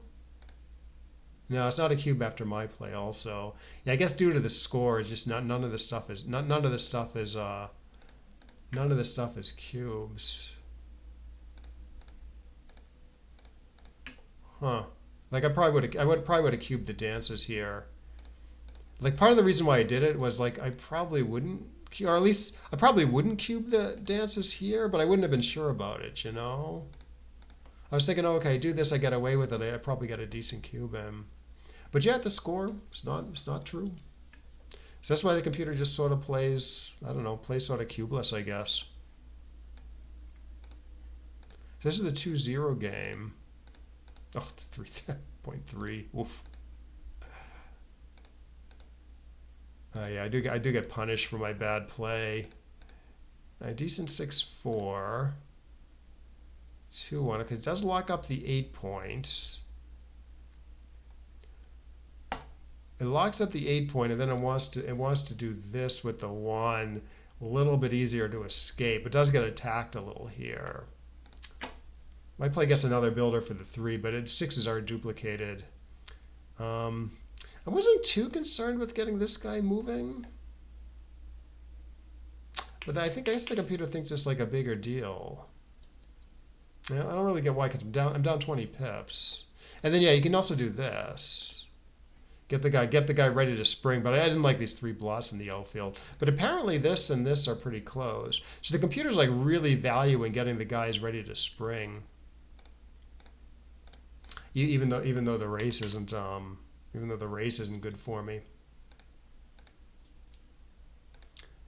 Yeah, then he attacked, and yeah, I should cash this in. Cash this in. Yeah, I roll a horrible 4-4, but everything's a pass. It's probably too good after my play and other plays. All right, yeah, good here is close. Yeah, you can either run and duplicate 1s and 3s to hit 1s and 3s to make the 5 point, or you can do sort of the normal thing, provoke some contact while you have the stronger board. So I guess score reversed. If I was 4 away and he was 3 away, you would do this because it ups the gammons for both sides, which is maybe not what you want to do when I'm 3 away and he's 4 away. He had a great 5-5, and then he hits me, and then lock up the anchor, do what I have to do. Yeah, I wasn't sure about this one. I mean, this isn't a good attack, but it is an attack, right? I do have a 3-point board versus a 2-point board, and he has a blot in the outfield. So I guess the computer does prefer the attack plan, even though it's not great to attack with 4 men back, and the alternative isn't very good. The alternative is a direct shot, anyways. If there was like a productive 3 somewhere, oh, I guess my second choice was this. So this is somewhat productive, but yeah, it doesn't really do anything on the home front, and I'm giving up the second anchor, which could be important. Yeah, I guess I would have done this if I didn't hit. But hitting is good. He hits me, and I'm kind of crushed here. Yeah, especially at this score where doubled gammons are extremely valuable for him. Like you could probably take this for money, but not a 4-way, 3-away.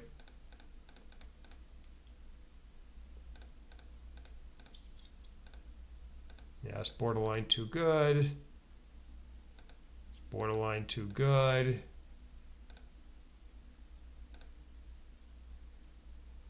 Yeah, should just go double pass at the score. If I hit him though, okay, fine. And he's back to too good. Yeah, so actually he didn't miss that many cubes, I think, because a lot of times it was too good, or at least close, you know. But here, yeah, here I guess he has some problems where I'm going to hit him, and then I have a 5-point board, so that's why the computer very much wants to cache this one. I mean, I guess I would have found the pass easily at the score. For money, I would have thought about taking this though, and then probably would have passed. Yeah, yeah. I guess you can take if at least for money you can take if the board is better. Right. So for instance, money play here. This is a pass, but it's not huge. So this is probably a take or borderline. This becomes a take. This becomes a big take. But yeah, at 4-away, 3-away, my recube vig's a little hampered. And his doubled gammas are super valuable. And he's diminishing the value of my gammas by doubling. So while this was no double for money, it's a very strong double at the score if he's 4-away and I'm 3-away. Apparently the computer thinks I can take, which is probably correct. But yeah, it would have been tough. This would be a tough decision for me, I should say. So this is the 2-to-1.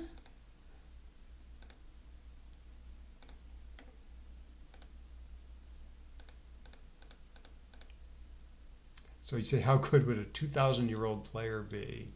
If you studied straight for 2,000 years. Recently on stream, I said, you know, I play in the threes.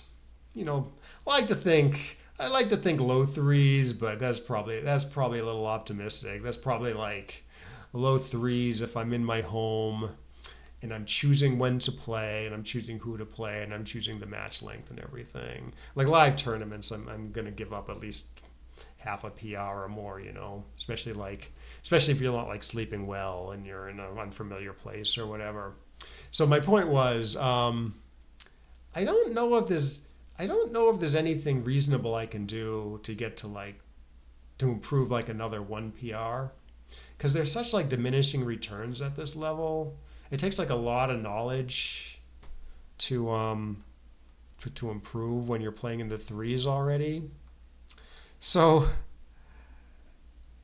but I also said like, okay, maybe if I devoted the rest of my life to it, I could get to 2.5, say. But it would take like quite the effort. So with these diminishing returns, you would think, okay, if I study for the next 2,000 years, I can get into like the ones or something. But with the diminishing returns, I don't actually know if that's true or not, you know? And like you have to sort of like review like the stuff you already know so you don't lose it, you know what I mean? Yeah, exactly. And like also you get more and more set in your ways, right? Like for instance, this hit off the ace point thing.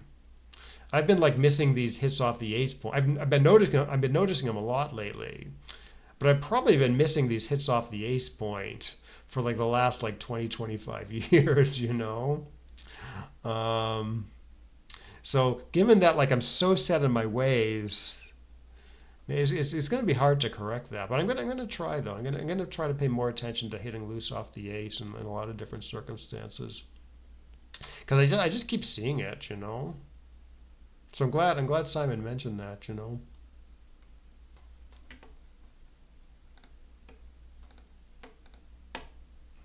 All right, so here I do vacate entirely.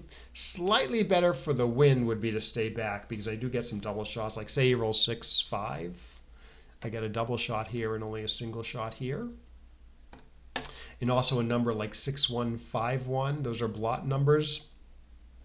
But I get extra shots if he hits me. But the reason why I left is I don't know if I really want to, even though I get extra shots, I don't really think I want to be hit with that kind of stuff, like 6-1, because I get gammon more. So that's why I vacated entirely. And the computer agrees, and I just try to save the gammon mostly. Yeah, I do run here, just because I don't want to waste pips on the home front, and I don't want to crunch later. Though apparently 11 to 5, 9 to 6 isn't too bad. I was going to say it wins slightly more, but it actually doesn't. Yeah, I can stay back here one more time. Not a lot of good attack stuff for whites. Does have some blot numbers like 6-3, 5-3, 4-3, 3-2, I think. Yeah, 3-2.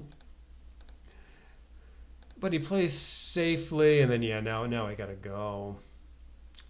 Yeah, if the gammon was like super hard to save, maybe you stay back and try to hit a shot, although you do get backgammon some. But I get lucky, and no, do I get unlucky? Yeah, I get unlucky and get gammoned. Good, 5-1. 6-5. You can't split here. No good. 6-1. So 24 to 18, 8 to 7. Yeah, no, I did consider this. I did actually see this possibility. Yeah, computers love this play of like running out to the midpoint and trying to escape the last checker. I mean, it always looks funny because I am coming out into a triple shot. But the computer likes it because it's great when you get away with it. And when you get hit, a lot of times you get return shots, especially here with the 10 and the 13 points stripped. And it keeps him from making an inner board point after, say, this. Like, say he's rolling a 3-1, right? He wants his 5 point and not his 7 point. Here he's sort of forced to make his 7 point, make the inferior points. So it's a little bit of like a distraction vig. But my play doesn't get hit as much, and the building power is better, so it's not too bad. Oh, 13 to 4. Yeah, I wouldn't play 13 to 4 here. Yeah, okay, no, it's a real error. Yeah, okay, so you can either do this, and I saw this, but I thought, well, if I'm going to slot the 2, I might as well lock it up, right? On the other hand, this is better builders for the 5 and the 4. Now I get the good builders again. 13, 8, 7, 1. I keep everything alive. Oh, 6, 6, yeah. Yeah, I guess this is like an okay roll. Yeah, no, computer says it's somewhat bad.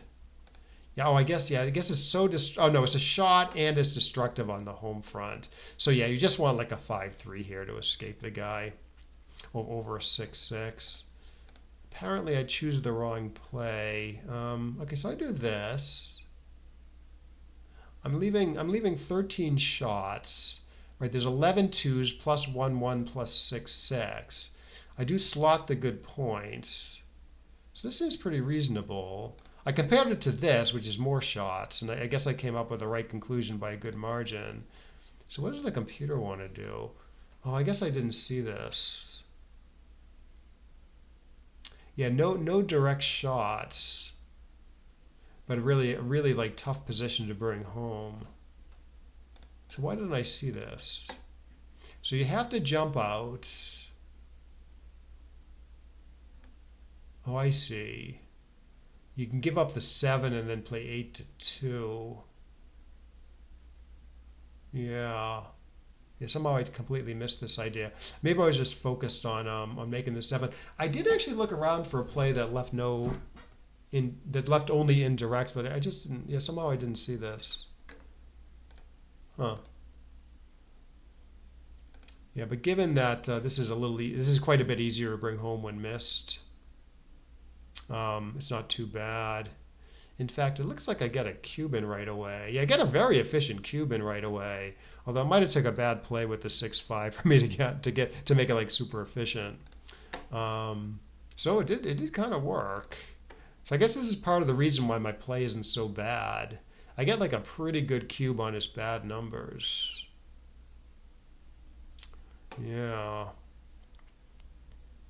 Yeah, cube is pretty obvious to me due to the score, where it should be quite aggressive, and his board's pretty crappy. So for money, this would probably be a harder decision. But it still actually still looks like, based on the numbers, it still looks like it would be a pretty strong cube for money. And then two away, you can double right away if you like. Okay, so yeah, I was running out of time here. Yeah, I probably even with all the time in the world, I probably would not have done this. Just because I'm only up 12, and it's not. I don't know. It's not that threatening a position. So that's why I did this, hoping he dances. Obviously, I'm leaving the problem with the back checkers. But I didn't think it was too hard to get off of there. And another idea is this. Yeah, this is pretty decent. So it does good stuff on both sides of the board. Yeah, maybe if I considered this, I would have done this. Okay, but I make a decent play here, getting off the back points while he's up on the bar and has a blot. But I had to get lucky to get that opportunity. He had to dance. And then yeah, I'm just trying to disengage. It doesn't work. He crushes me. He makes a good play with the 3-1 here, leaving 2 shots. What about his 2-2 here? Okay, his play's not too bad. Yeah, I think most people are probably just doing this because this is 6 prime, right?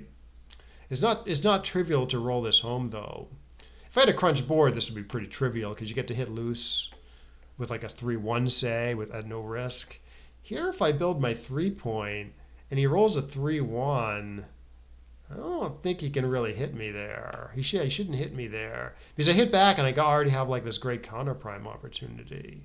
So the ace point might stay open here. So I think that's why he sort of switched and pushed the gap up, causing him fewer long-term problems.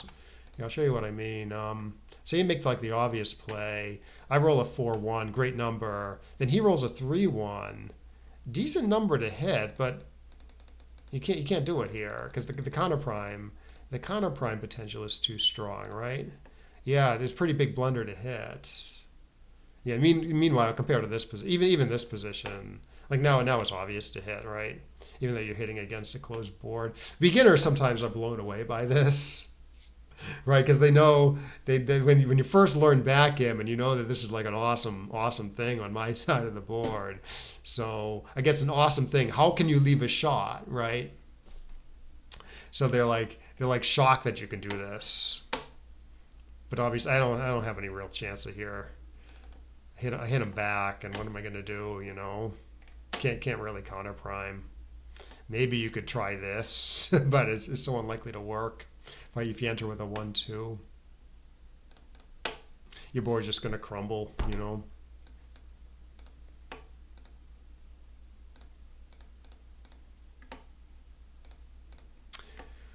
But yeah, he just finishes me off. So yeah, so his play was pretty creative and it's pretty close. 6-6, yeah, I didn't want to stay back here. It's legal to stay back, but to what end, you know? The small numbers maybe don't get this guy home, but those are the good pointing numbers. If you do a play like, I don't know, make the ace point and play 13-7, 8-2 or something. So I take my bad race and then I lose. I think I have a shot at the end though, don't I? A little bit. Oh, so this is a play. It's easy to like, if you're playing by rote, it's sort of easy to get this wrong. 5-1. Like you might think 2-1 is right, or you might think, if you're just playing quickly, you might think 5-4 is right to like, quote unquote, make your big doubles good. But no, this works fine on big doubles. 4-4, 5-5, still bear off fine. And 3-3 works here, right? 3-3 doesn't work here or here. So it's sort of important not to play quickly here. Yeah, so I'm probably going to sign off soon. But yeah, this was fun. Thanks for chatting. One interesting thing.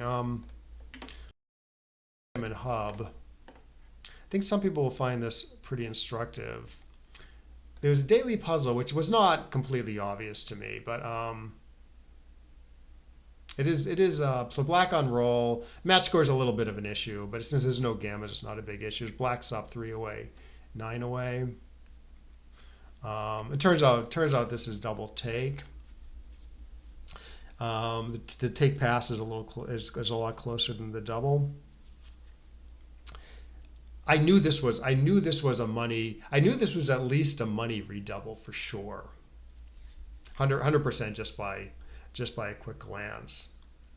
The reason I knew that was because I had this very useful fact in mind. Let's go to XG for a second. For money, you own the cube, you're thinking about recubing in a bear off. All symmetric 4 checker positions are redoubles. Every single one of them. Symmetric being, my checkers are on the same points as his.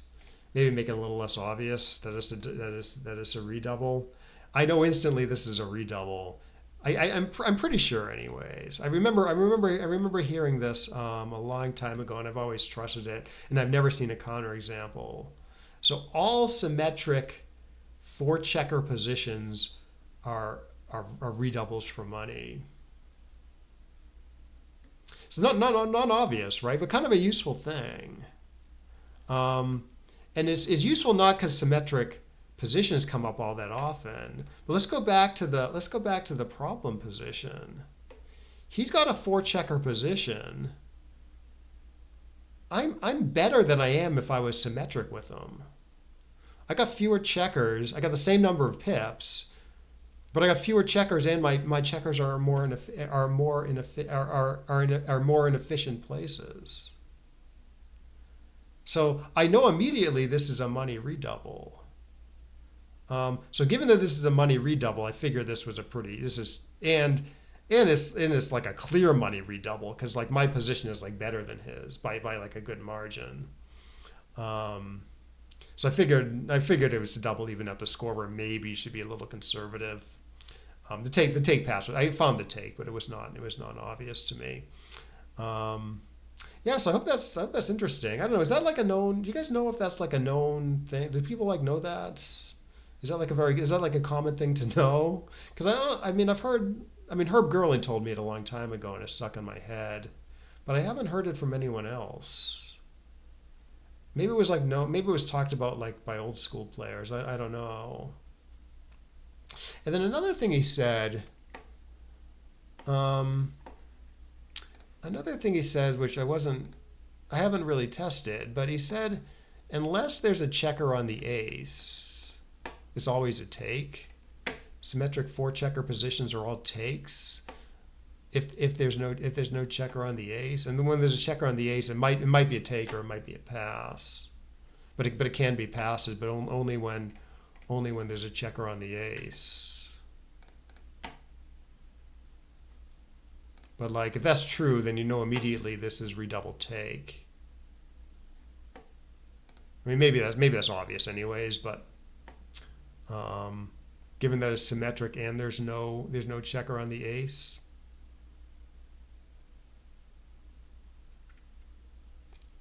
The heuristic said that it's definitely a take. So yeah, I was playing around earlier with it, and I didn't see any counterexamples. So probably that is right. Probably that is right too. Like redouble take. Sure. Yeah. Anyways, well, yeah, this was fun. Yeah, thanks everyone for chatting. This was good and good comments. Yeah, definitely. Definitely some stuff. It definitely made some comments that I didn't know, or made me think in different ways. I just want to take one more. Look at my huge blunder. 1-1. Yeah, it was so. Well, one problem was I didn't see that I could hit and safety the guy in the outfield and make my 3 points. Hit and safety one of the guys in the outfield. But the other problem was like for some reason I didn't want to leave 2 blots in my outfield, but like I wanted to lock up a point in my outfield instead, so I thought it was worth the inner board shots. But yeah, the 12 points not worth much here. And it's more dangerous to leave the direct shot than it is to leave these fly shots in the outfield. Yeah.